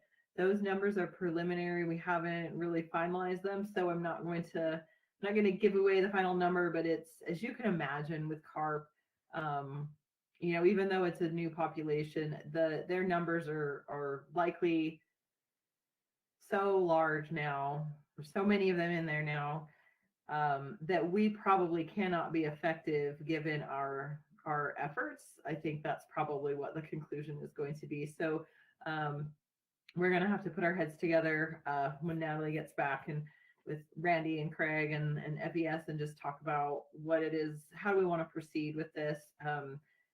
You know, we did transfer 127 tiger muskie from Yuba, thank you, Central Region, this year. And those fish, we encountered 17 or 18 of them in our spring efforts. So, you know, that's only a month or two in, but still good news, right? They're doing okay. We still haven't seen any of the tiger muskie from last year. Granted, you know, they're still going to be small, so they're likely not as susceptible to our gear just yet. So I still have hope that we'll see them, that we did see some survival. It was 12,000. So, and if we can get enough tiger muskie, we do have them on the list for this year as well. And then after that, we'll just have to evaluate.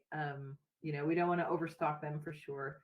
So in other efforts, though, I guess in the same efforts, but just in other species news, she did see some bluegill and bass. You know, her efforts weren't really targeting them, so it wasn't a true sample. So I won't talk about like abundance or catch per effort, but she saw bluegill ranging from 2.2 inches to 9.1. Of course, they're still going to be on the small side, given that it's still a new population. Their relative weights were 87 to 96, so we're pretty pleased with that. Largemouth bass averaged 9.9 inches. Their relative weights were 127 to 134. So the bass are doing great, and they're having good growth rates. And so I think the pelican, I know it's got its challenges, and you know, it's frustrating. We saw, you know, in addition to seeing the carp back in there and seeing their numbers are probably higher than what we'd hoped. You know, there are bullheads as well, and you know, we opened up a niche for them. We knew they would survive, but we opened up a niche for them after the treatment, and they just boom, that's for sure. And they're cyclical, so they'll die back, I'm sure. But they're in there in some serious numbers. We were a lot more effective at removing bullheads than we were at carp this year, honestly. So, but the sportfish population is on a comeback. I think it's doing okay. Bert, did you have a question? Yeah, let's see, what was it? Do you ever attempt to quantify the amount of aquatic plants? They're so critical for the bluegill habitat. I'm not talking about the reeds. I'm not talking about the Phragmites. I'm talking about in-water plants. And as I recall, one of the issues or one of the feelings or concerns, serious concerns about the carp is that they kick up so much sediment, it'll coat the plant's leaves, they can't photosynthesize, they die. Any thoughts? Yes, we have talked about that, and it's in the management plan that we will try to do something, but honestly, we just haven't had the time. It's not one of those things that we're experts at by any means. So I think that that's part of the struggle, where if you're not really sure how to get that information, it's not as easy to just put something together and go out there and do it, you know, like it is with, okay, you know, we see carp now, let's jump and get this done. You know, that's something that we are really good doing, right, and putting something like that together. So it is something that we've talked about because that is an issue with the carp. It has been an issue, in the spring when the macrophytes aren't as dense. She was seeing a lot of these winds picking up and just churning up bottom sediments, and that's just, the lack of growth just because it's early springtime. Something we have noticed that this just blows my mind. I was out there with a Forest Service employee, botanist, in 2015 or 2016, so 5 or 6 years ago, and we recorded 13 different species all around the lake. And now everywhere you look, it's northern water milfoil, and it could even be some Eurasian water milfoil, but the northern has completely taken over as well. Like last year, of course, not this year before it's come back in, but it was incredible. There was so much. They had to clear the water milfoil off the boat ramp last fall to launch a boat. So after the spring, I think that the water milfoil will grow in, but it sure would be nice to have that diversity back. I don't know exactly how that affects things, but I felt like the water milfoil just becomes too dense. I don't know if anyone else on the call has information about that, but this Procella treatment that we're doing at Bullock Reservoir, which does have Eurasian water milfoil, we have that scheduled for the very end of June, on the 29th or the 30th. And the guys, the salespeople, of course, they're salespeople, so they're selling their product. But when you look at their previous treatments in other waters, it's really impressive, and it would work on northern milfoil as well. So I don't think you'd want to completely eradicate it from an entire lake like Pelican, but you can do spot treatments. And then, of course, when the milfoil doesn't grow back in as thick, then those other species, their seed loads are still there, so those other species have a chance to come back in. Anyway, so vegetation is definitely on our minds. We just haven't been able to get to it. So what's the nature of that treatment? Is that a chemical treatment for plants? Yes, Procella is a chemical treatment that I don't know exactly how it works, but it's very specific to water milfoil, which is nice. Trinity, there was at one time, Natalie talked a little bit about maybe using some poison baits for the carp. Is that still under consideration, or? There's nothing that we can buy on the market that is approved for that. So it just requires a little bit more research because we would have to do it all ourselves, right? You'd have to infuse it. You'd have to infuse the products yourself, at least from my understanding. So it's definitely still on the radar, but we weren't ready to try to implement something like that this spring. We'll have to figure it out before we can get it done. But we did put in those acoustic tags. It wasn't very many, but we can follow those fish around and see where they go. And that will help with an effort like that once we are able to get that done. Thank you. Sure. Anything else on Pelican? So the guys did their Green River electrofishing this spring. We had a lot of fish. That first night at Tail Race was 512 fish, mostly browns and rainbows. Catch per unit effort was up 87% from the fall. And 399 fish at Little Hole, a lot more whitefish at that location. That catch per unit effort was up 29% from the fall effort. Ryan's thought, obviously there's not more fish, right? So what's going on? It could be, improved netting, but I don't think so. He was thinking that because the water outflow has been so low all winter long and into the spring, that they raised the water levels, the amount of flow. So they went from like 1,000 CFS up to 1,600 CFS so that we could do our Green River electrofishing. Last fall, they were up higher. They were probably over 2,000 CFS and had to drop the water level down to 1,600. So it was interesting to see that. A lot more rainbows at the Tail Race. It was 46% rainbows. We kind of had started seeing a decline in the percentage, I guess, of rainbows at Tail Race in the past. So that was good to see. That is where we stock most of our rainbows. The big fish, because everyone's interested in that. The big fish at Tail Race was a 20-inch rainbow trout that was about 2.7 pounds. And then the big fish at Little Holes, of course, a brown trout, 23 inches and 4 pounds. So kind of cool to see. It was a fun effort. And he switched the nights to do it so we didn't have to sit there in a snowstorm. So that was nice too. We had nice weather. The guys that are out on Flaming Gorge right now doing the lake trout netting, I think they pulled their last sight today. So all that data is preliminary. Ryan was surprised that early on, at least, the numbers were kind of low. But again, you know, it as every May, it's just crazy weather, right? So they got snowing on and wind and So those cold fronts definitely can affect catch rates. The cutthroat guys spent a lot of time this spring out at Lake Canyon doing some of that in-stream work repair from the trespass cattle and just kind of improving the depth on some of the areas where they did the work. That has gone well. I haven't seen it myself. I'm going to go out there Tuesday. That's their first egg take day. They'll be doing 2 egg takes these next 2 weeks. So we're basically, those guys are revving up for the spawning season. We'll be out for the next month and a half doing spawning.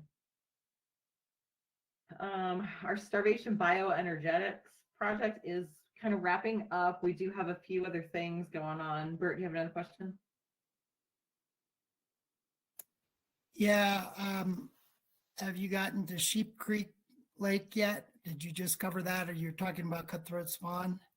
Yeah, so they went up yesterday to shut the canal. They always leave the canal open over winter, but they shut it now because if any water gets in there now, the fish might start running up and it's just too early. So they closed the canal yesterday and they'll go back in mid-June to open it up for the spawn. And their spawning dates for Sheep Creek are like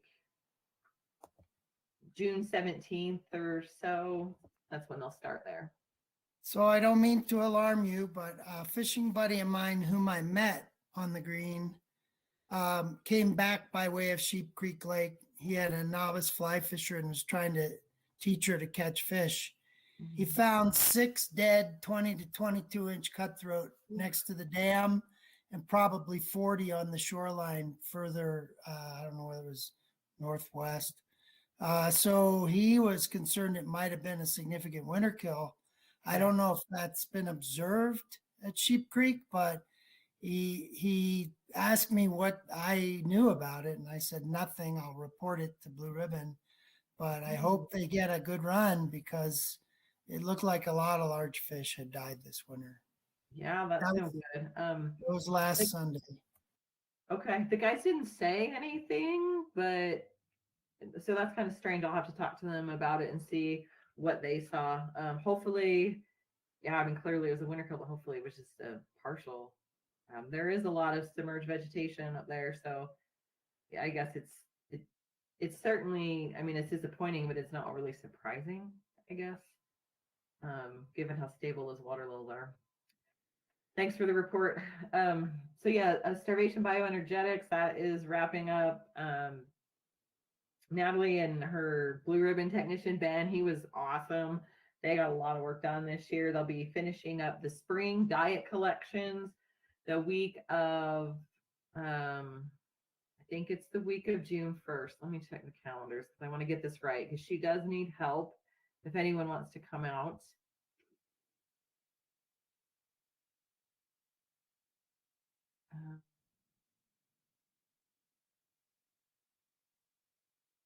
So yeah, it would be June 1st. That week of May 31st, basically. So if anyone is available and can help out, wants to help out, I think y'all would just be fishing. Just let Natalie know. If you need her contact info, just let me know and I can get that to you.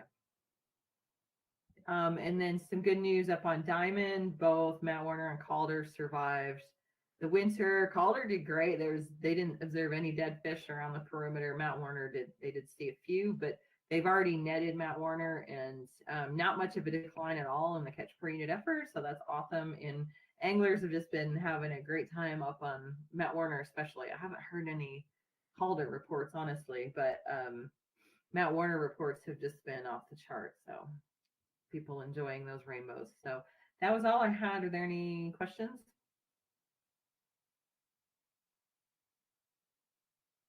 I was just wondering about kokanee at starvation. I just what's happening there and what to expect, because it's a little bit further than strawberry, but if it's worth driving that far for, maybe it might be a good choice. So the jury's still out on how the kokanee are doing at starvation. In our sampling efforts, we have only seen a couple kind of return to the netting. And last year, I didn't hear many positive reports, from anglers. So going into this season, I guess we'll just wait and see. We are going to be trying to do some hydroacoustics and then curtain netting in addition to that in July. So we will know more probably for your July meeting. I don't know that that's too late, but if I start hearing reports of anglers catching kokanee in this next few weeks, I'll let y'all know. But as of right now, I would say don't drive the extra distance if you're just going to try to target kokanee. Sadly. Okay, thank you very much. I appreciate that you, are telling us about some of these opportunities to help. I think that's something that we're glad to hear from the regional biologist, because it gives us a chance to get out in the field and to be with you guys, because we appreciate your dedication. Yeah, no, we appreciate the help. Anytime you guys can come out. Yeah, Ben, the Blue Ribbon Tech, he was awesome, but he landed a permanent job in Ohio, so he has left us now. So Natalie's, she's going to need help. So definitely come on out if you can. Bert, did you have a question? Yeah, I had a couple of little things. I don't know if it's public, but I think Ben Kurtz is going to have to step away from the council. So I don't know if you have any leads on any folks in your region that might serve as a replacement if and when he has to do that. Yeah, Natalie mentioned that, and honestly, we're gonna have to put our heads together and think. I'm sure we can find someone. It's just, we don't have too many angling groups that meet very consistently anymore out here, but we'll find someone, I'm sure. Also, Red Fleet was initially on the list to be rated, but Natalie asked us to take it off this year. Any updates on what's going on at Red Fleet?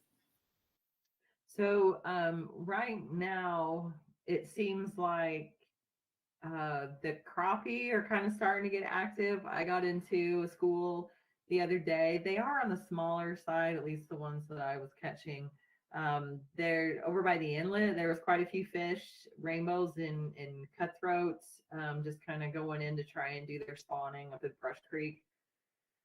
But it sounds like, and I didn't catch any wipers, it sounds like other people they're also not catching wipers yet. It hasn't, the water temp's like, it was 57 to 59, depending on where you were. So I know I've always heard that 60 is that magic temperature, and it seems hard to believe that it's really that strict, but I don't know, maybe it is. But we didn't get into any wipers the other day out there, and I haven't heard of many wiper report, neither had Natalie.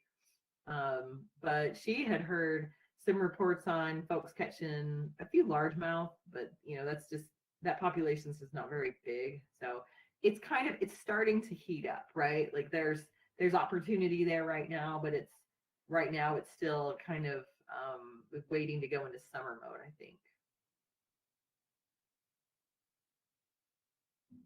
Oh, you're muted. One last comment. I was messing around. I've only got one computer going here, one screen. This has been a great spring for me in cutthroat. I managed to catch a 15-inch cutthroat on the Weber, which it's been a few years, but it's been even longer since I've caught a cutthroat on the Green River in the A section. And I caught a cutthroat. I was just looking back in my notes. It's an 18-inch on the A section, just below Dead Man's Rapids. How rare are they? It just seems like it's like once every 10 years or something. super rare. So we were stocking Colorado River cutthroat for a while, but they just never returned to the creel. I think we discontinued that probably in 2018. That's kind of a guess, but it was around 2018 when we discontinued that stock and upped our rainbow trout stock, just because the cutthroat, just people wouldn't be catching them. We wouldn't see them in our electrofishing. We just questioned the efficiency of stocking that particular species and whether or not they would actually do well, I guess. So it could be a leftover from our stocking efforts, or it could be, I mean, fish do go through the dam, and Wyoming has been stocking cutthroat into the gorge, the Bear River cutthroat, I want to say. And then we are going to start stocking cutthroat this year, that same strain. So but I don't know if they've gone in yet. So it's possible, right, that it could be a fish that is from the gorge, but I bet it's most likely a leftover. Somehow he's survived. Don't ask me how, but somehow he's survived the gauntlet over the years, and so that's awesome to hear. I just sent you and Natalie a picture close up, and I can't figure out how to present it on my screen, but maybe you can pass that on to Ryan and the crew out there and have them take a look and figure out whether it's a Colorado. But 18-inch, beautiful fish. So it was a real surprise. And, you know, I've always been one for trying to increase diversity in fisheries. And I realize, you know, there's been attempts to introduce cutthroats in various places without not outside of the reintroduction program, and frequently cuts get beat up. I know I've caught some small cuts on the Middle Provo that were just destroyed by the Browns there. That was years ago, but I don't know if there's anything that can be done or whether it even makes sense anymore to try to stock cutthroat in the A section, but it was a nice surprise, and I'd like to be surprised again. That's all. Yeah. So I think that if we did try to stock cutthroat again, it would have to be a different strain of cutthroat, and that might raise concern with some of our conservation populations. I think that was part of the issue there along the tributaries of the Green. So, but it's worthy of a discussion, I think, because diversity is always a good thing, right?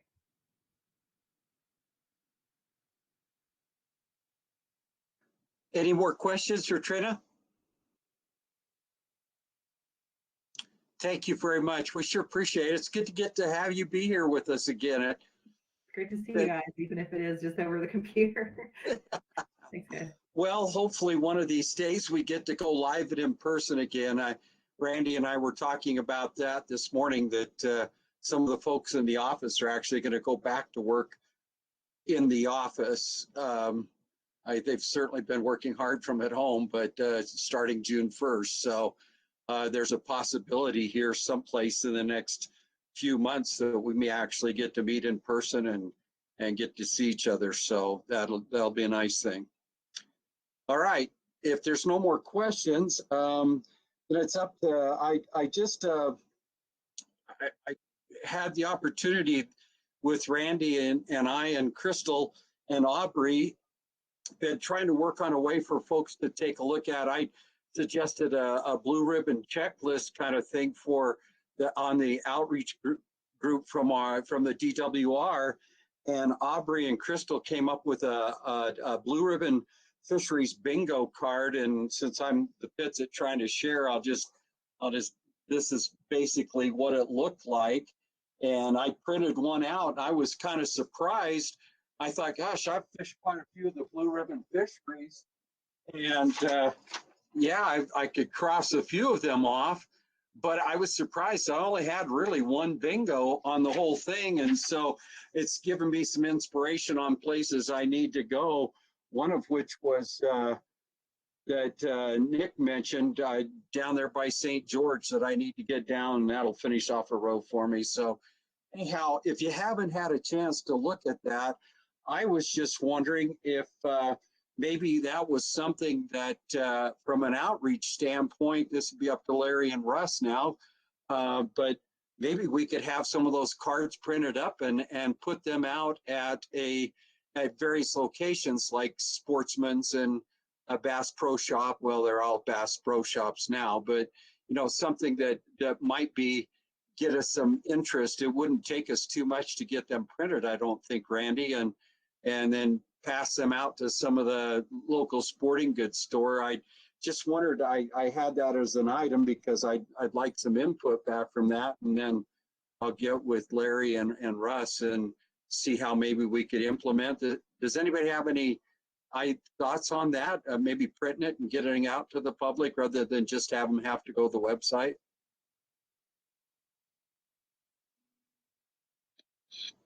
I think we could have a discussion on it, Rex. I will say that I think it'd be easy for us to do. I mean, we've got the template for it, and we've got access to print shops and a funding source and all that. I think you used to pay for it, so I think it's very doable. Thank you, Randy. Bert? I could see distributing them through the front desk there at the division headquarters on North Temple.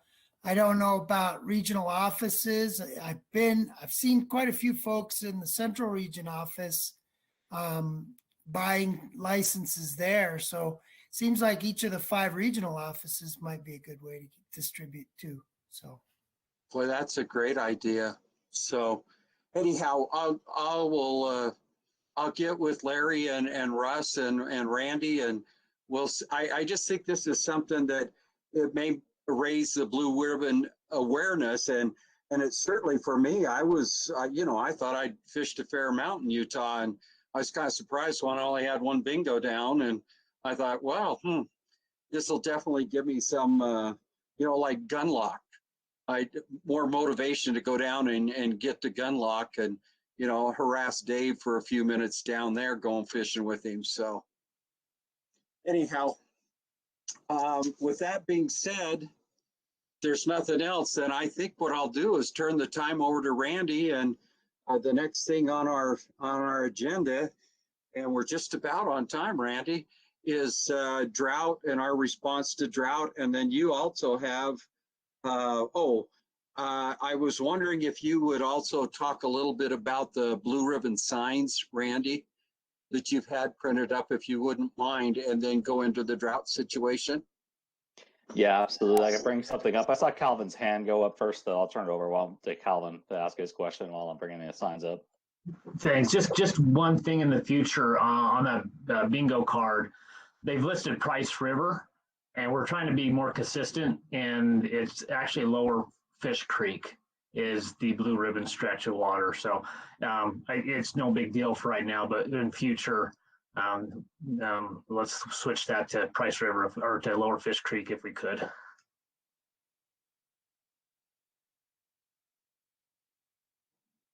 Cal, I'll reach out to Crystal, and the nice thing is it hasn't been out for very long, so we'll get that. I'll reach out to Crystal today and ask her if we couldn't get that corrected just as soon as we can. So I'll take care of that one. Thank you. Okay, I'll go ahead and share my screen right here, and I'll show first off a couple signs that we were talking about.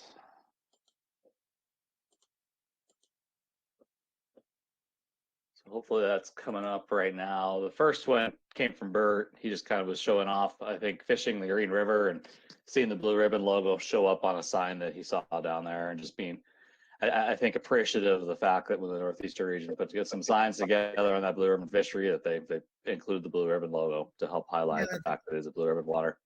That sign is at the north end of the Little Hole Trail. I had a bucket list item to walk the full 7 miles of the A section. I did that. There's an identical sign at Little Hole as well, but blue ribbon is featured prominently there down in the center of the sign. And then the other one, okay, taking its time here coming up. Hopefully you can see that on my screen. We had maybe 6 months ago, Outreach developed some small signs. I mean, you can see my hand in the picture. It's probably, a little bigger than 5x7, something like that.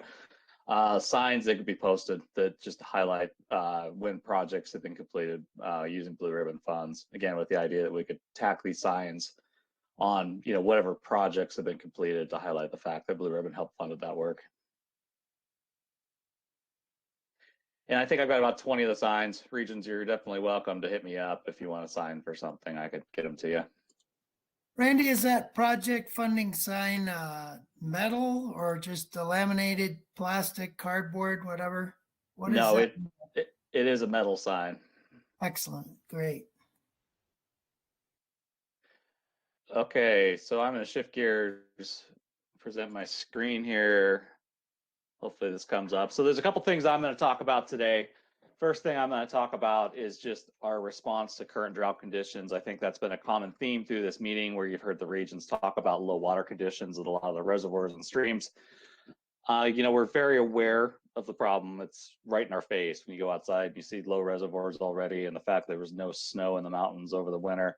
So I just want to talk a little bit about kind of how we're responding to the drought. I think we're taking a very proactive approach to how we're tackling it this year. We're trying to really be smart in terms of how we use regulations in our fish stocking to, I think, make our fisheries as strong as possible and provide the best fishing opportunity for our anglers despite the conditions that we have right now. So quickly, I just want to talk about some of the issues associated with drought. So I think the first one in streams is pretty obvious, but when you have low water, it causes isolation of pools and streams. You don't necessarily have flowing water connecting adjacent pools in the stream. And what that does is it kind of strands the fish in relatively small pools in those stream settings. Another thing we see is because you have less water, you have higher temperatures, not just in streams, but in reservoirs as well. And one thing that's important to note is higher temperature or warmer water holds less oxygen than colder water. So what the combination of high temperatures and low oxygen does is it really creates summer kill conditions. So you see more fish mortality during the summer months. Another thing that really exasperates this is when you have low water, what you're doing is you're consolidating all your fish that are in a reservoir in a smaller and smaller area. And what that does is it bumps up your densities and that increases the amount of demand for oxygen, for example, in that reservoir. And what that does is it just exasperates the problem and makes it more likely for us to see issues.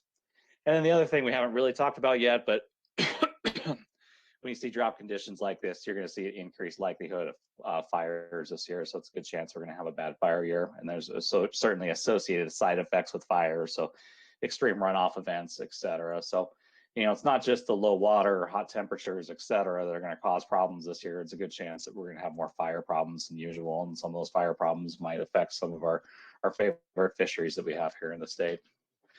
So just kind of looking at areas where we know we already have problems, there's a couple blue ribbon fisheries that already come to mind. Otter Creek Reservoir is one that we're expecting to be drained at some point this summer. Gunlock Reservoir is one that we're expecting to get at least very low later this summer. I think one thing we need to consider is whether the conditions in these two reservoirs are going to necessitate us removing them from the blue ribbon list, and at what point we want to remove blue ribbon status from these waters. Is that something we want to do now, or do we want to keep them blue ribbon while there's still water in these water bodies and the fishing is still good, and then remove blue ribbon status later? And that's maybe a discussion we could have when we get to the end of my presentation here. As Richard mentioned, Lake Powell is at historically low water levels. The fishery there is probably okay. I think there's enough water there. It's going to make it through the low water conditions that we're having. But one thing we do know is the boat ramps at Lake Powell are probably going to become unusable by June, July, that kind of time frame. And really, what we're seeing really statewide is that a lot of our waters, that low water conditions are going to limit our boat launching by the middle of the summer. And we think that probably the southern region is going to be hit the hardest just because they seem to have the drought conditions worse over the winter, worse snowpack than the other regions in the state. But honestly, we talk about low snowpack and drought, it really was a statewide problem as well. So I think the southern region might get hit the worst, but the other regions aren't exempt from this problem either. So I just want to get kind of into what we're doing to try to tackle this problem. Obviously, we can't make more water go into a reservoir or stream because the water just isn't there, and we don't have control over that. There's irrigation companies and other people who utilize that water. What we are trying to do is really be proactive in our response. So what we're trying to do is provide anglers opportunities to harvest as many fish as possible before summer kill conditions happen this year. And then also we're trying to shift our stocking in a lot of reservoirs. So we're not putting fish into waters where it just seems like death is going to be inevitable because the reservoir is going to get drained later on in the year. So kind of the steps that we're going through, and this is something we're doing right now, is that we're reviewing our stocking at all waters throughout the state. And we're making stocking adjustments whenever it seems like it would be prudent to do so. So far, we've got 37 stocking events in the state that we are either entirely cutting stocking or we're reducing stocking just as a response to the drought conditions. We're also identifying safe areas that can receive the fish that are cut from other water bodies in the state. So the idea here is, as an agency, we're going to stock the same number of fish that we do historically, that we stock every single year. It's just we're shifting where some of those fish go. So we're not putting as many fish in water bodies where we're expecting some drought problems this year. We're putting more fish into areas or reservoirs that seem like safe reservoirs. They have good water levels, they have conservation pools, and we're not expecting drought-related problems. Also, when we get Randy, Rex. What are some of the major ones on those 37 stocking events? Are there any that just kind of come to mind immediately? Well, I mean, oh geez, honestly, they're mostly pretty small reservoirs right now. One I think you're going to see really affected later is going to be Otter Creek, and this gets into my next point here, where we're delaying maybe some of the fall stocking with the hope of better water conditions. So I forgot when Otter Creek normally gets stocked. It's maybe September, October. We're maybe looking at maybe pushing that back as late in the fall as possible, with the idea that maybe there'd be a little bit more water in there as the fall comes around. So you might see some changes like that. I think really statewide, luckily most of these 37 that I'm talking about, and I think it's probably a little more than 37 now, are pretty small water bodies that don't get heavy use. So we think that most of our really major waters are going to be okay, and we're going to continue stocking them, with maybe the exception of Otter Creek being one kind of notable exception. You will see some of our major waters get stocked with more fish this summer, is because we think some of those are going to be those quote unquote safe areas you can receive more fish. So I think Fish Lake is one where we don't think there's going to be low water issues, and it's going to receive more fish than normal. Schofield, as Calvin said, is going to be one that I think is going to receive additional stocking. Joe's Valley is one's going to receive additional fish this summer. So, and again, I think some of the big ones that get hit hard are going to receive additional fish as we shuffle stocking from other stocking events through the state. The other thing that you're going to see from us, and this is probably going to come out early next week, are going to be a series of regulation changes. I haven't tallied up the overall number that we're going to do in terms of emergency regulation changes, but I think it's going to be more than 10 that are going to kind of hit the press first part of next week. Again, these emergency regulation changes are generally going to double the harvest limits on waters. And the idea here is, if we think that fish loss is going to be inevitable on the water, we want to provide anglers a liberalized harvest limit, with the idea that they could go in there and harvest some of those fish, or at least additional fish, up until summer kill conditions occur. The waters have been identified so far, all southern region waters, so Gunlock, Lower and Upper Enterprise Reservoirs, Otter Creek Reservoir, Cusharam Reservoir, Forsyth Reservoir, White Hollow Reservoir, and Tropic Reservoir are the ones, again, so far we've identified. Really, the regions are supposed to turn in their regulation changes, their stocking changes to me by the end of the day tomorrow. So I think it'll grow a little bit as additional regions get their information to me. Another thing is, we're trying to be proactive. If we know that there's going to be a problem, we're tackling it right now through an emergency regulation change or a stocking change. We are going to keep our eyes on situations through the summer, though. And if we find that waters maybe end up faring a little bit worse than we expected, we may do additional regulation or stocking changes. So we've kind of set out a timeline that we've handed to the regions, where I expect sometime around the beginning of each month this summer that you may see some additional emergency regulation changes and stocking changes happen. The other thing you're going to see us do is maybe look for opportunities to utilize the low water conditions to complete projects where really it's advantageous to have low water. Give you one example. Richard down in the southern region has been looking a little bit at Navajo Reservoir. Got a high chub population, be a reservoir, and maybe a good one to do a rotenone treatment on. And they're expecting there to be about half as much water as normal in Navajo come the fall.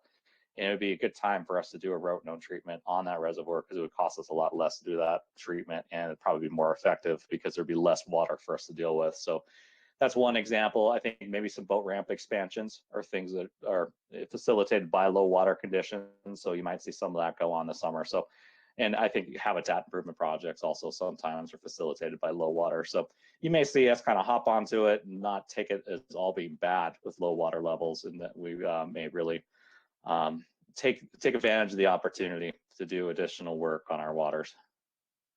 Okay, that's really all I have there. I think you'll see maybe a press release come out next week with the regulation changes. The one thing we're really trying to highlight to people is that honestly, fishing is really good right now. And typically these low water conditions don't necessarily lead to bad fishing per se, and largely that's because fish are consolidated to a relatively small amount of water, and temperature, that kind of thing, is really good right now. So fishing conditions are good, and you can get out and catch a lot of fish. But what we're warning people is, as the summer goes on, temperatures warm up, we have less and less water, we may see the quality of fishing decline. It may be more difficult to launch your boat as the summer goes along. So we're kind of encouraging people to get out now, because we don't know what conditions will be like later. So that's all I've got for this drought stuff. I'm happy to take any questions if anyone has any. I got one. It's actually just an update. What do we know about Panguitch Lake and also Kolob Reservoir? It seems like they are high elevation and might keep some water in them, but I see Richard's ready to say something. Yeah, I can jump in, or if Nick wants to. Kolob generally gets low. They use the water out of Kolob during the winter months. So at this time, they've kind of shut the gates. Yeah, it's low right now. You can still launch. We think, and we'll keep watching, Kolob's going to end up fine for the summer. I don't see a big problem there. Panguitch Lake is going to get down to that natural lake level that we saw. We've seen that a lot over the past 10 years. Not anticipating problems at Panguitch. In fact, Panguitch may be one of the lakes that gets some extra fish because of just needing places to put fish that could probably handle some. So those two lakes should be fine. Yeah, I thought maybe Panguitch would be a lake that received fish. Nick, did you have anything to add or any comments on Navajo? No, I think Richard summed up, and yeah, Navajo, they set nets there last week, and I think they had 500 chubs per net, which is extremely high. So it's not a good situation there, and with the low water, it probably makes sense to treat it if we can. But yeah, Panguitch and Kolob will be fine. Okay, thanks.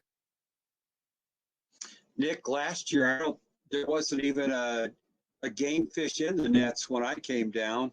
Is that basically what happened this year? Yeah, pretty much. The chub have just got so abundant in there that it's hard for any trout to compete with them, especially where we have oxygen issues during the winter months. So yeah, at this point, with where the chub are, it probably makes sense to try and do a treatment rather than hoping splake or even tiger muskie could make inroads with that chub population where it's at.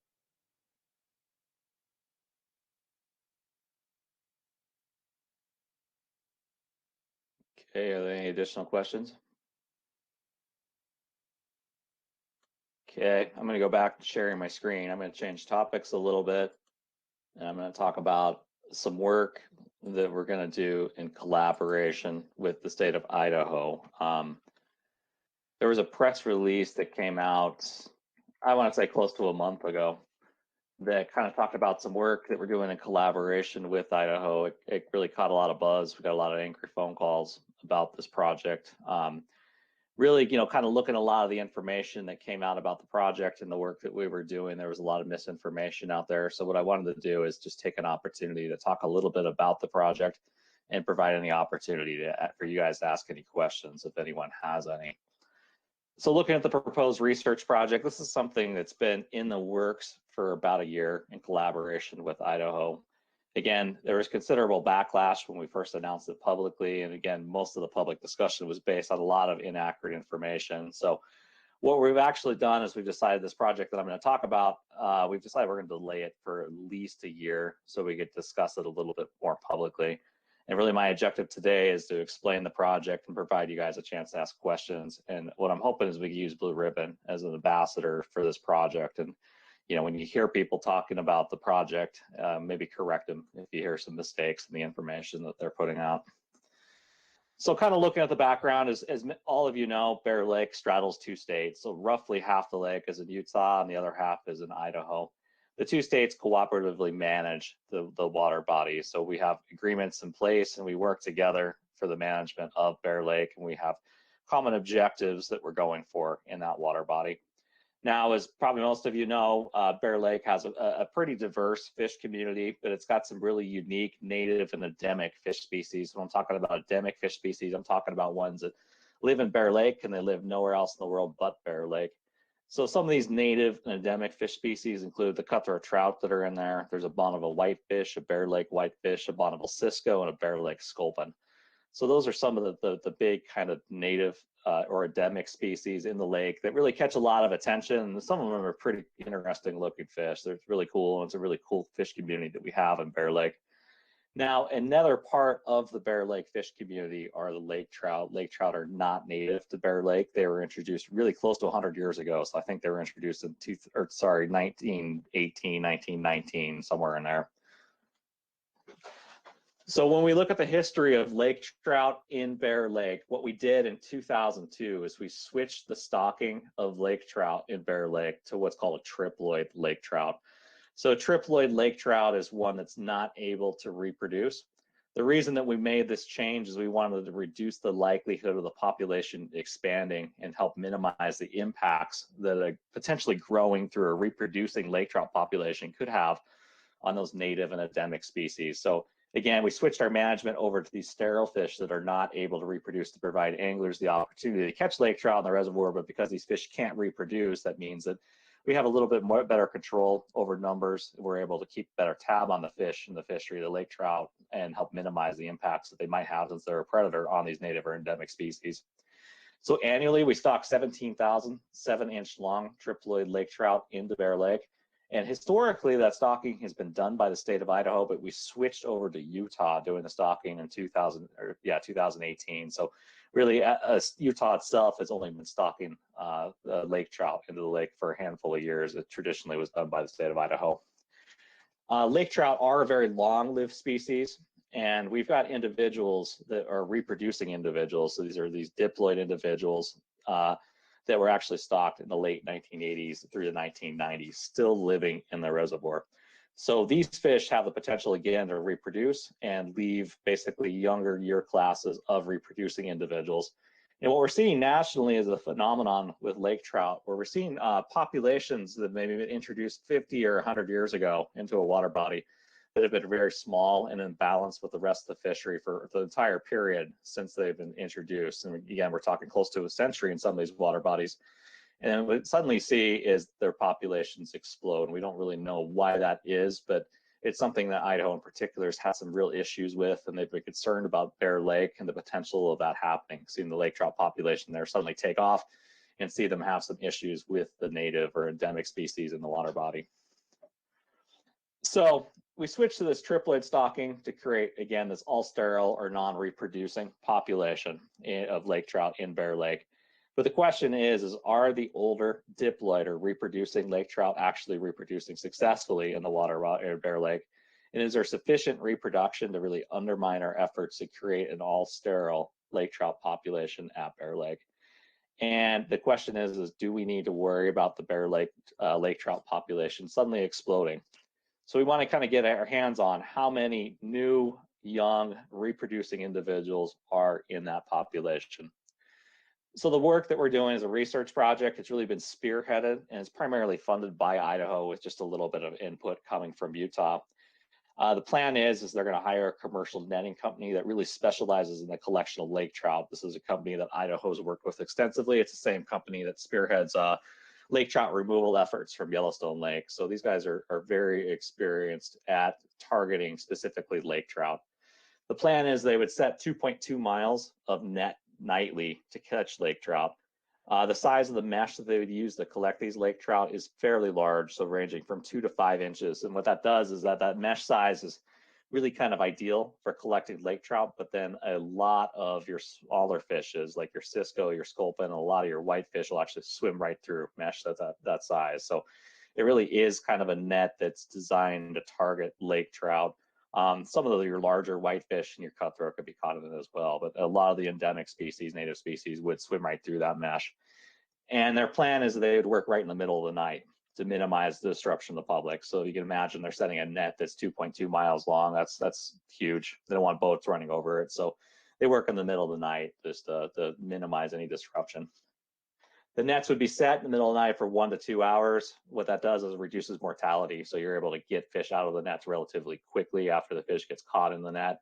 All bycatch, what I mean by bycatch, I mean something other than lake trout that gets caught would be immediately released after they go through the nets and pick the fish out. And the idea is that all lake trout would be retained. They would take a blood sample from each lake trout. They would tag that lake trout with a unique tag number and then put it in a net pen. So the idea is the blood samples are taken to a laboratory. They're able to then determine whether that fish is sterile or not based on the blood sample. They're able to link that information back to the tag number. So then when they go back into the net pen, they're able to determine which fish are actually sterile fish and which fish are not sterile fish. And then their plan, I'm going to talk about this more on the last slide, is that up to 400 triploid lake trout would be taken to Stanley Lake in Idaho. So one of their goals is to keep the mortality of all species, including lake trout, to a minimum. Again, they're doing this by using large mesh sizes, short net sets, and also they're deliberately setting their nets away from spawning tributaries to help avoid cutthroat. Again, they're using a professional commercial netting company that really sets these nets and targets lake trout year round. These guys are very good at finding lake trout and avoiding other species of fish. They're able to remove the fish very quickly from the nets, which helps reduce mortality. And to give you an idea how good they are at targeting lake trout in Lake Pend Oreille up in Idaho, I think about 50 to 60% of the fish they're catching in their nets are in fact lake trout. So they're able to avoid some of the cutthroat, bull trout, other species that are in there because, again, they're very good at finding that lake trout habitat and keying in on that and setting their nets in those areas. So kind of looking at the benefits of this work, so we think that there's really a lot of valuable information about Bear Lake that we can get from this study. This study is going to tell us what percentage of our lake trout really are these triploid or non-reproducing fish that we've been stocking. And it's really going to give us information about whether we're adequately protecting our endemic or native species within Bear Lake. And it'll also give us information about whether we have maybe potential issues down the road with lake trout that need to be addressed now before larger issues with the lake trout population in terms of their impacts on the native endemic species potentially develop. The other thing we can figure out from this is if we figure out that our lake trout population really is being driven by these stocked triploid sterile fish, there might be some capacity for us to actually increase the size of the lake trout population within Bear Lake. So I think there's that the possibility that we may get the information from this project and it may alter our management and help us create maybe a little bit larger lake trout population. Again, it just depends a little bit on the results of the work. I do kind of just want to quickly get into the predicted bycatch from this project. That's been a big question that people have asked us. I'm showing our predictions kind of in that table on the right-hand side of the slide. What you're seeing in that slide are in the first column, just a bunch of fish species. These are fish species that our Bear Lake project have caught in their gill nets at Bear Lake. What you're looking at in the first column is estimated catch. That is the average number of fish of that species they've caught in their nets over the last 15 years. And then what you're looking at the right is the estimated mortality of those fish in the nets, which is about 25%. So it's 25% of the estimated catch is the mortality. The total effort that we put into gill netting at Bear Lake every year is pretty similar to what this commercial netting group would do. We do that throughout the year, but the commercial netting group would really concentrate it over maybe a week or 2 week period. So it's a very concentrated, high intensity effort, but the whole overall effort isn't that much different than what we do already. So we predict that the numbers caught and the mortality would be pretty similar to what we see in our nets because, again, it's a pretty comparable amount of just total net that goes out. The one thing I will say, though, is that the work that we do and those numbers that I'm showing up there represent us trying to get a representative sample of the Bear Lake fishery. So we're setting nets randomly in the lake. We're using a broad range of net sizes. So it's going to help us catch little fish, it's going to help us catch big fish, etc.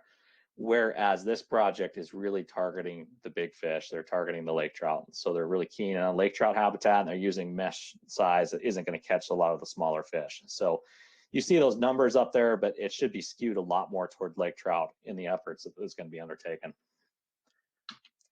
And then the last thing I just want to talk about really quickly is the Stanley Lake angle of this. Stanley Lake is up in Idaho. They're trying to restore an endangered sockeye salmon run into that lake. One thing that they found through their efforts to restore the sockeye salmon run is that the expanding, reproducing lake trout population that they had within Stanley Lake was really a threat. They were preying on the sockeye salmon and were limiting their ability to recover that sockeye salmon run. So what they've done over the last couple of years is extensive netting effort through the same commercial netting company to remove these fertile or reproducing diploid lake trout from Stanley Lake. And what they want to do is replace it with a smaller number of these triploid or non-reproducing fish. So they want to cut the overall population size in half. They don't want those fish to reproduce, so they could keep a good, I guess, hold on that 600 fish or so number, so they don't have to worry about having too many fish and the potential impact they might have on that sockeye salmon run. They are stocking the lake with these 7-inch lake trout that they get from their hatcheries. The problem is lake trout grow very slowly and it takes them years to reach a catchable size. So what they would like to do is transfer up to 400 larger kind of triploid or sterile fish from Bear Lake to help jumpstart that fishery. The lake trout fishery there is popular at Stanley Lake, and they have significant concerns about just the time it would take for that fishery to reestablish if they let the stock fish grow up to a catchable size, and the potential for illegal introductions of diploid or reproducing lake trout be carried out by the public, and that would undermine their efforts to help restore the sockeye salmon run. So that's their motivation for getting these 400 fish out of their lake. Bear Lake really is the only source of triploid or these sterile fish that they could tap into. So that's why they're looking at Bear Lake for this effort. And to kind of give you an idea, we estimated in 1995 that there were 16,000 lake trout in Bear Lake. We haven't done a population estimate since because it takes actually a lot of effort to get a population estimate. But what we do know is it appears from some of our trend netting data, so our gill nets and our stocking information, the lake trout population is probably larger than that 16,000 number that we found in 1995. But if we go off that 16,000 number, that 400 fish that they want to remove is about 2.5% of the population. So in the grand scheme of things, it really is kind of a small portion of the overall lake trout population. Okay, that's all I've got for that. I'm more than happy to take any questions on that work. Again, that's been delayed for at least a year. We'll probably do more to outreach to the public about what we're doing, but that's kind of the gist of the project, is we really want to get that background information on just the percentage of lake trout in the lake that really are these non-reproducing sterile fish. And then also Idaho wants that chance to take out up to 400 fish that they could put in the Stanley Lake to jumpstart that fishery. Okay, I see a couple hands up. I don't know the order of people. I'll just call him Bert first because he's first on my screen. And I also see Ken up there as well. And it looks like Brian Anderson just raised his hand as well. I'm trying to remember. My question was, I remember what it was now. You mentioned in the slides that they would be doing a blood test for triploidy. Can that be done rapidly? Is that done like on the fish just coming out of the net to decide whether it goes back in the lake or off to Stanley? It is not a rapid test. So it takes a day or two for the results to come back in from the test. Their lab is, I don't know what it is, a several hour drive from Bear Lake itself. So the plan is they would net the fish, put a tag in the fish with a unique number, get that blood sample, and then put it in a net pen basically. And then what they can do afterwards is figure out based on the blood samples and linking it back to tag numbers, which fish are those fertile fish or not. And any fish that wasn't, quote unquote, keeper for Idaho's purposes would go right back into Bear Lake. Okay, Ken, I see you had a question. Yes, when this first got released, I got hammered big time as a representative for the fishing coordinator of SFW. So I called Chris Penny and he explained it to me, and I understood what he said, and I don't know if I was able to calm any of them down or not. But my question is, these triploids go through the spawning method, or spawning just like the diploids do. It's just that they're not fertile. Is that correct? We believe that's correct. They might not go through as intensely as a fertile fish, but yeah, in theory, they should still go to the spawning grounds and at least go through the motions of spawning, even though they're not really spawning. Thank you. Yeah, Brian. Yeah, to both you, Randy, and Ken, when you say you got hammered and there were a lot of feedback, negative feedback or angry feedback, what were people angry about? What specifics got people's ire up? I think the two biggest things that I heard were, first off, had to relate to the bycatch and the potential impact that we would have on the native or endemic species. I think people had concerns that, for instance, Cisco, we were going to catch every Cisco in the lake and there weren't going to be any Cisco left because of this. So that was a big concern. You know, I think what we've been kind of promoting to a lot of people is, again, you know, we're targeting specifically lake trout. We're taking a lot of efforts through the size of the mesh and other things that we're doing to really minimize the bycatch of these other species. So that was one big concern. The second big one was just the transfer of 400 lake trout and the idea of us just giving away 400 lake trout, which to some people felt like the entire lake trout population within Bear Lake. And again, based on our information, it's really a tiny fraction of the overall lake trout population. Thanks. Ken, what were they bending your ear about? Most of it was just what Randy said. They were worried about wiping out they thought they were going to totally destroy the lake trout in the lake by taking 400 of them. And we kept telling them 400 is not that many fish, but they're all going to die when they take them out in the gill nets. We've seen what happens in the past. And I said, well, this is a special group. And I just kept working. I don't know if I convinced anybody, but I know they finally quit bothering me about it. And I kept telling them it's something that's necessary, that creates something that we will use. I think, maybe you can correct me, Randy, but I think this information that comes from this is something we can use as Utah in the future too. Absolutely. I think for us, you know, for us to sign off on the project, there would have to be something in it for Utah. And that data that we get on terms of just the percentage of the overall population that are these non-reproducing fish is very valuable information that we're able to use to really alter the management of the fishery. And it helps give us an idea of really how good of a job we are doing on that fishery. We're definitely concerned about the native species, endemic species. We want to maintain them long-term in Bear Lake. And, you know, if it were to happen, an expanding lake trout population because of reproduction, you know, would kind of put at threat that ability of us to help preserve some of these fish. And then on top of that, you know, honestly, I guess as a biologist, I feel for where Idaho is coming from, where they're trying to reestablish the sockeye salmon stock, and the fact that illegal fish introduction sometimes really kind of get in the way of you doing something that's well-intentioned. And, you know, 400 fish isn't a large number of fish in the grand scheme of things, and it's really doing a favor for Idaho. So I think that was something, you know, kind of encouraging for us is, you know, they get something, they get the data on the triploidy as well. That's beneficial because they help us manage Bear Lake, but they also get those 400 fish, which is a benefit for them. And I could see where they come from for wanting that benefit. Yeah, I got one final question. Maybe it's not a question as much as a thought exercise, but considering the balance between these introduced non-native lake trout and all the endemic native species, especially the cutthroat trout, and seeing what's happened recently at Yellowstone when the lake trout did explode, just makes me wonder, and I know there's no records back 100 years, but I wonder what the population of the cutthroat trout were in Bear Lake before lake trout, and how they would sort of ebb and flow with increasing or decreasing lake trout population. There's probably a direct correlation, and I'm just finding that balance is something that's intriguing to me. So not so much a question, just a thought exercise maybe. Yeah, it would. Anecdotal, you know, pioneer stories from before they planted lake trout that said, oh, the Bear Lake's overflowing with cutthroat trout or something, kind of like Utah Lake was before we polluted it.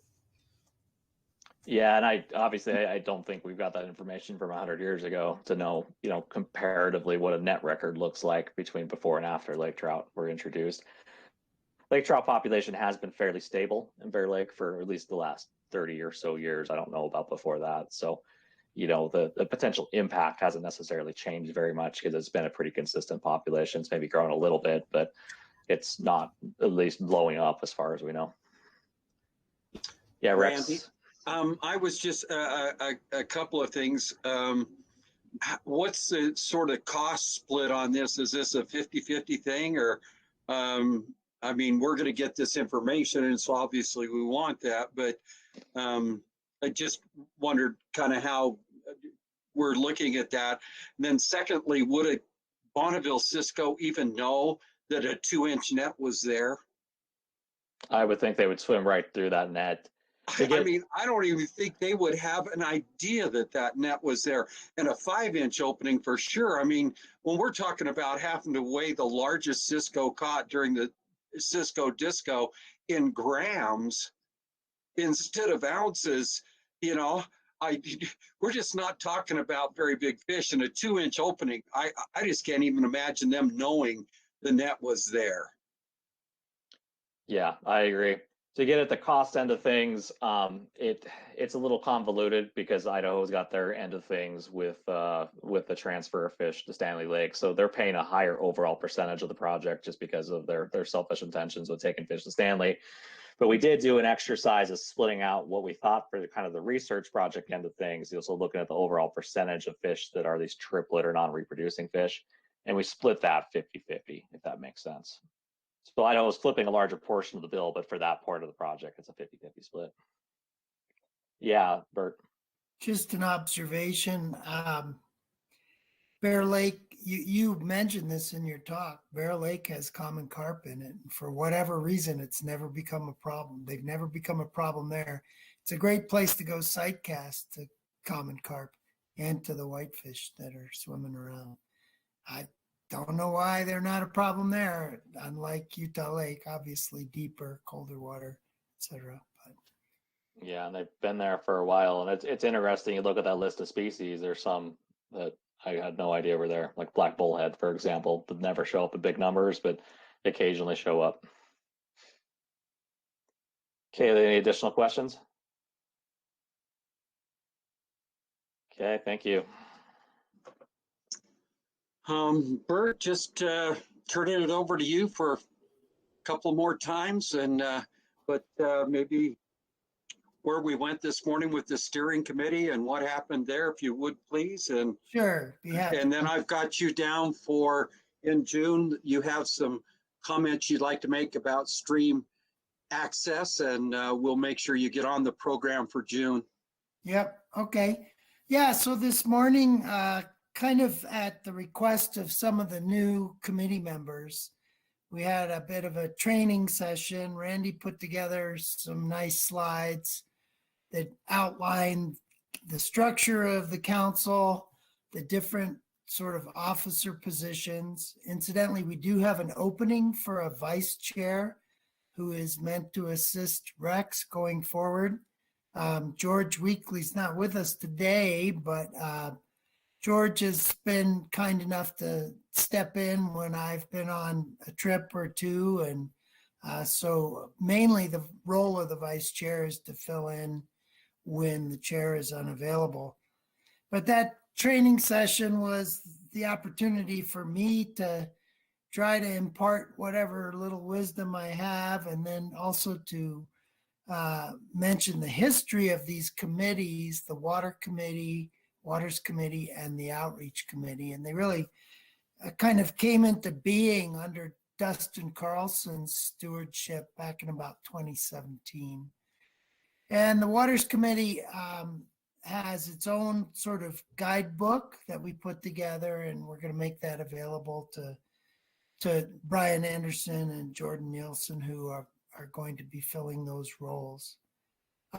We also, I know TJ's on, we decided TJ would be helpful in many ways. So TJ, you're going to be tapped to help read and write and put some new provisions in place in our handbook.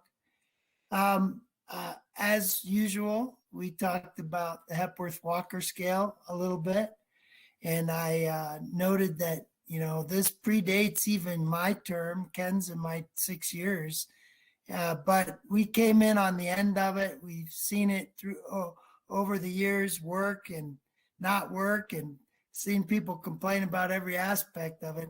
I'm just sort of glad that was all the dust had mostly settled before we signed up, because I'm sure it was hours upon hours upon hours and debates about what to include and how to rank them. And I made a pitch to the current members of this steering committee, essentially, the chair, vice chair, or co-chairs of the different committees, saying, basically, don't throw the baby out with the bathwater.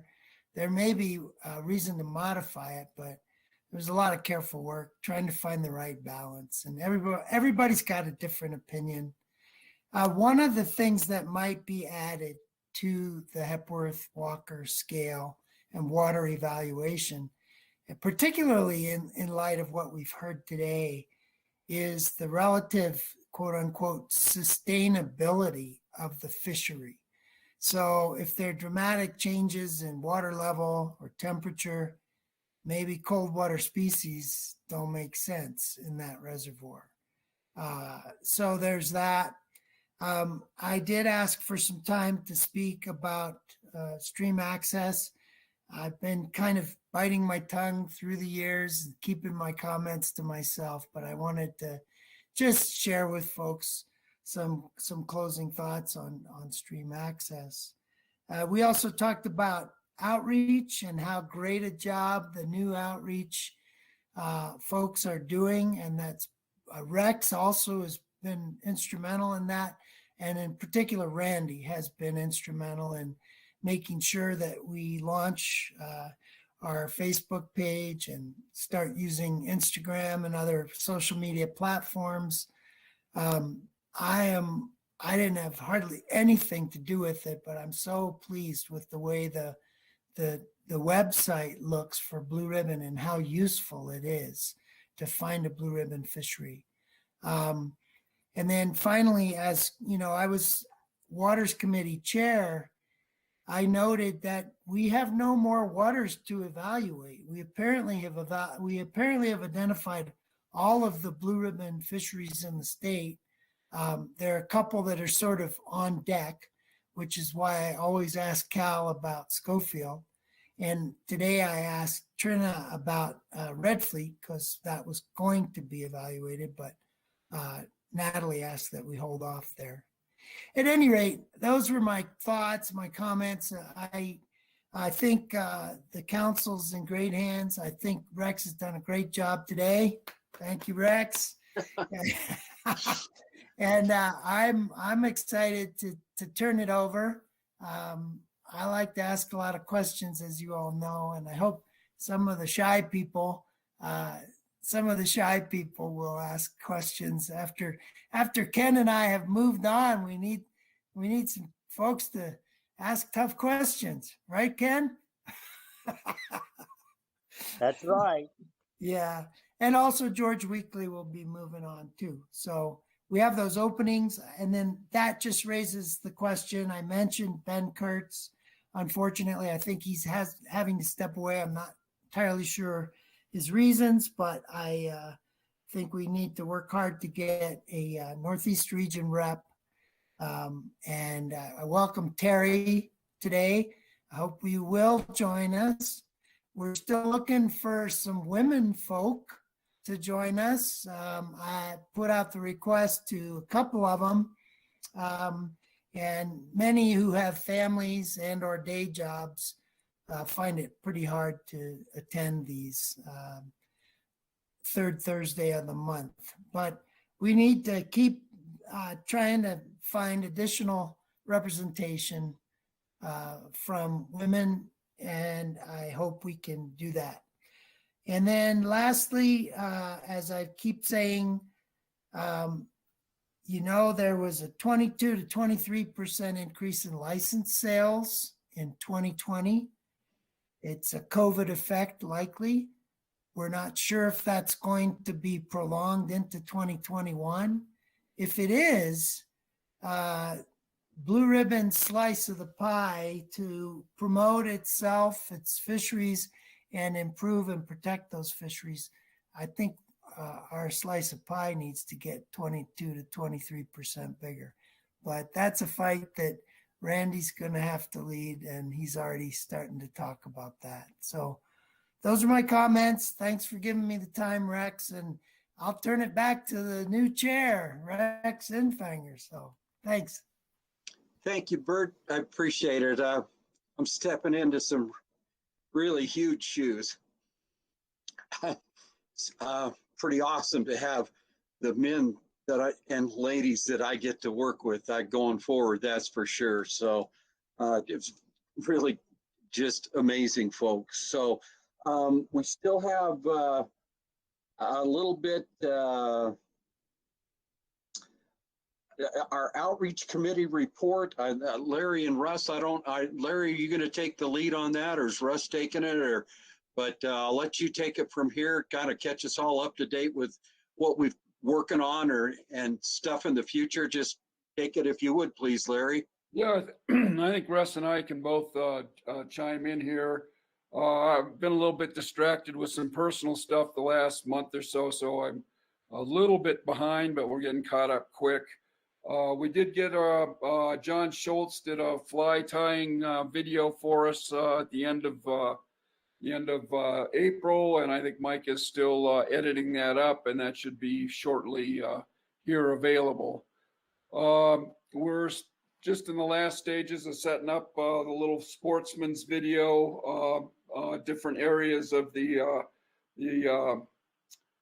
fishing continuum, I think was the old corporate word we used, you know, bait fishing. We got plastics.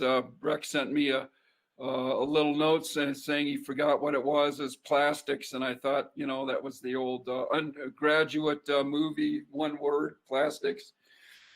Bad joke. Fly fishing, and then fly in a bubble, and I've never fly fished in a bubble. Is that a pandemic thing, Rex, or anyways, the bingo card is out. Some of the other things we're working on are getting the kokanee seminar set up for August. We still need to do some work on that. Russ is managing that. Rex has been kind enough to volunteer his boat to go fishing for kokanee while we film him catching kokanee up at Strawberry, and looks like we're kind of coming up on that. So I'll reach out to you pretty quick here, Rex, to get that set up.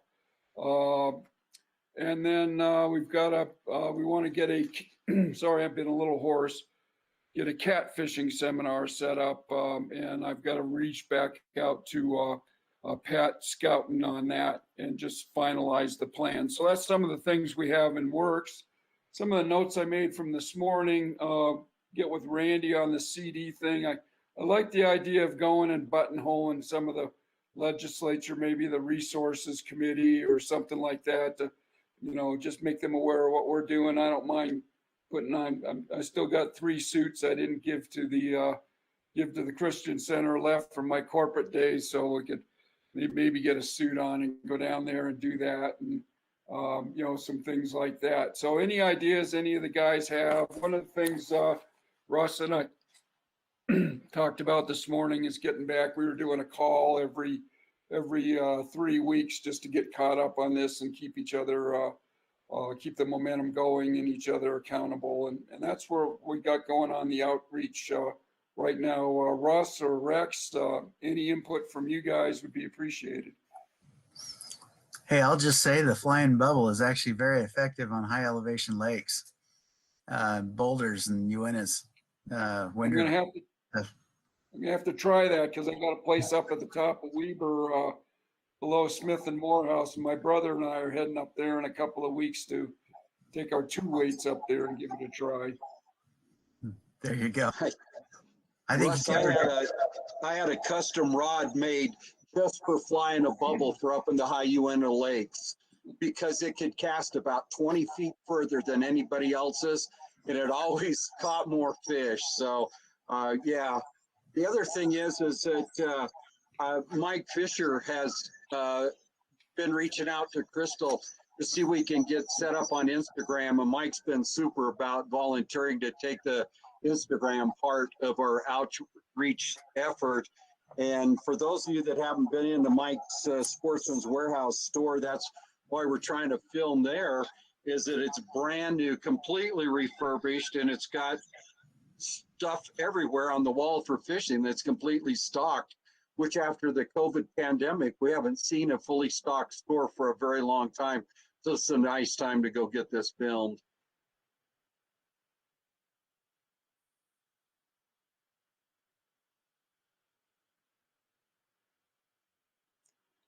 That's all that I've got, guys. So, Randy or Bert, any other comments? Ken, any thoughts?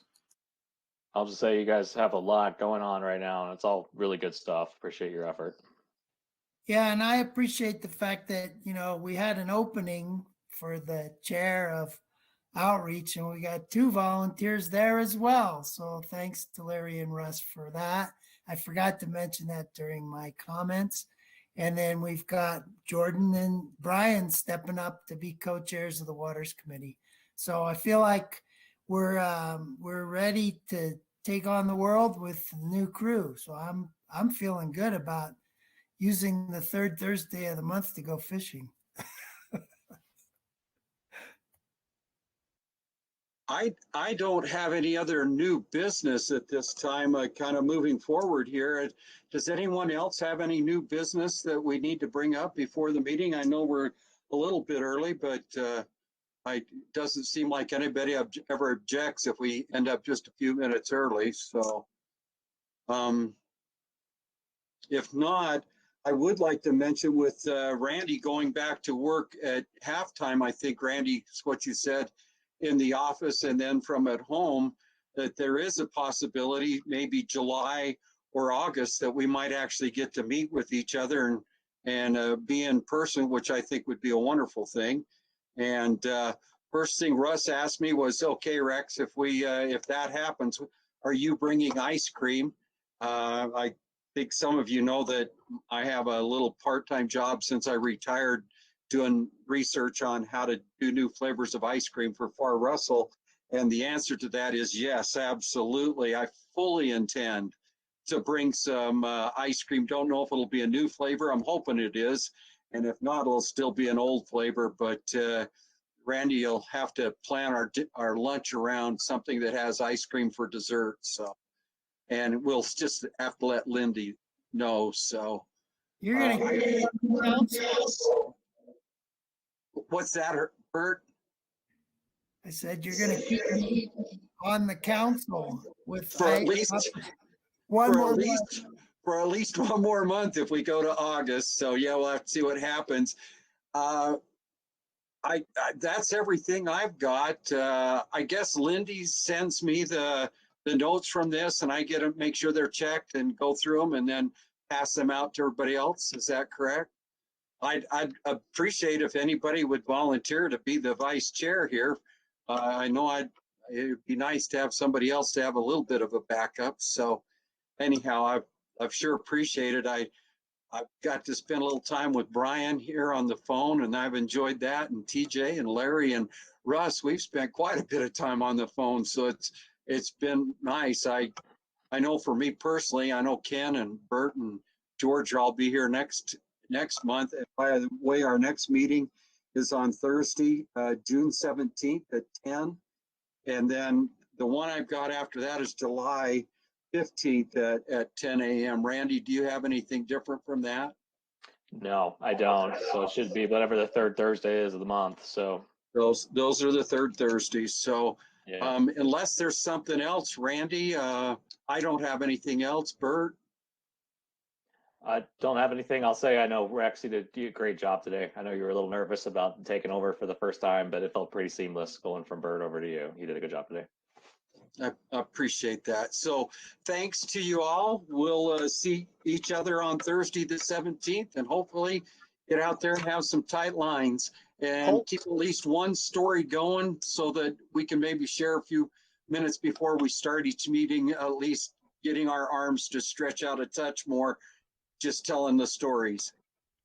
One quick note, and that's since a lot of these groups are starting to meet. In fact, our strawberry meeting will meet in Heber in a group meeting. I'm hoping that next month we could squeeze in a meeting where we could all be in attendance.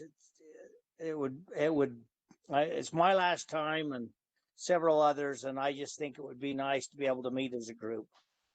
So I'm hoping that can pull through some way. How about Randy, we do?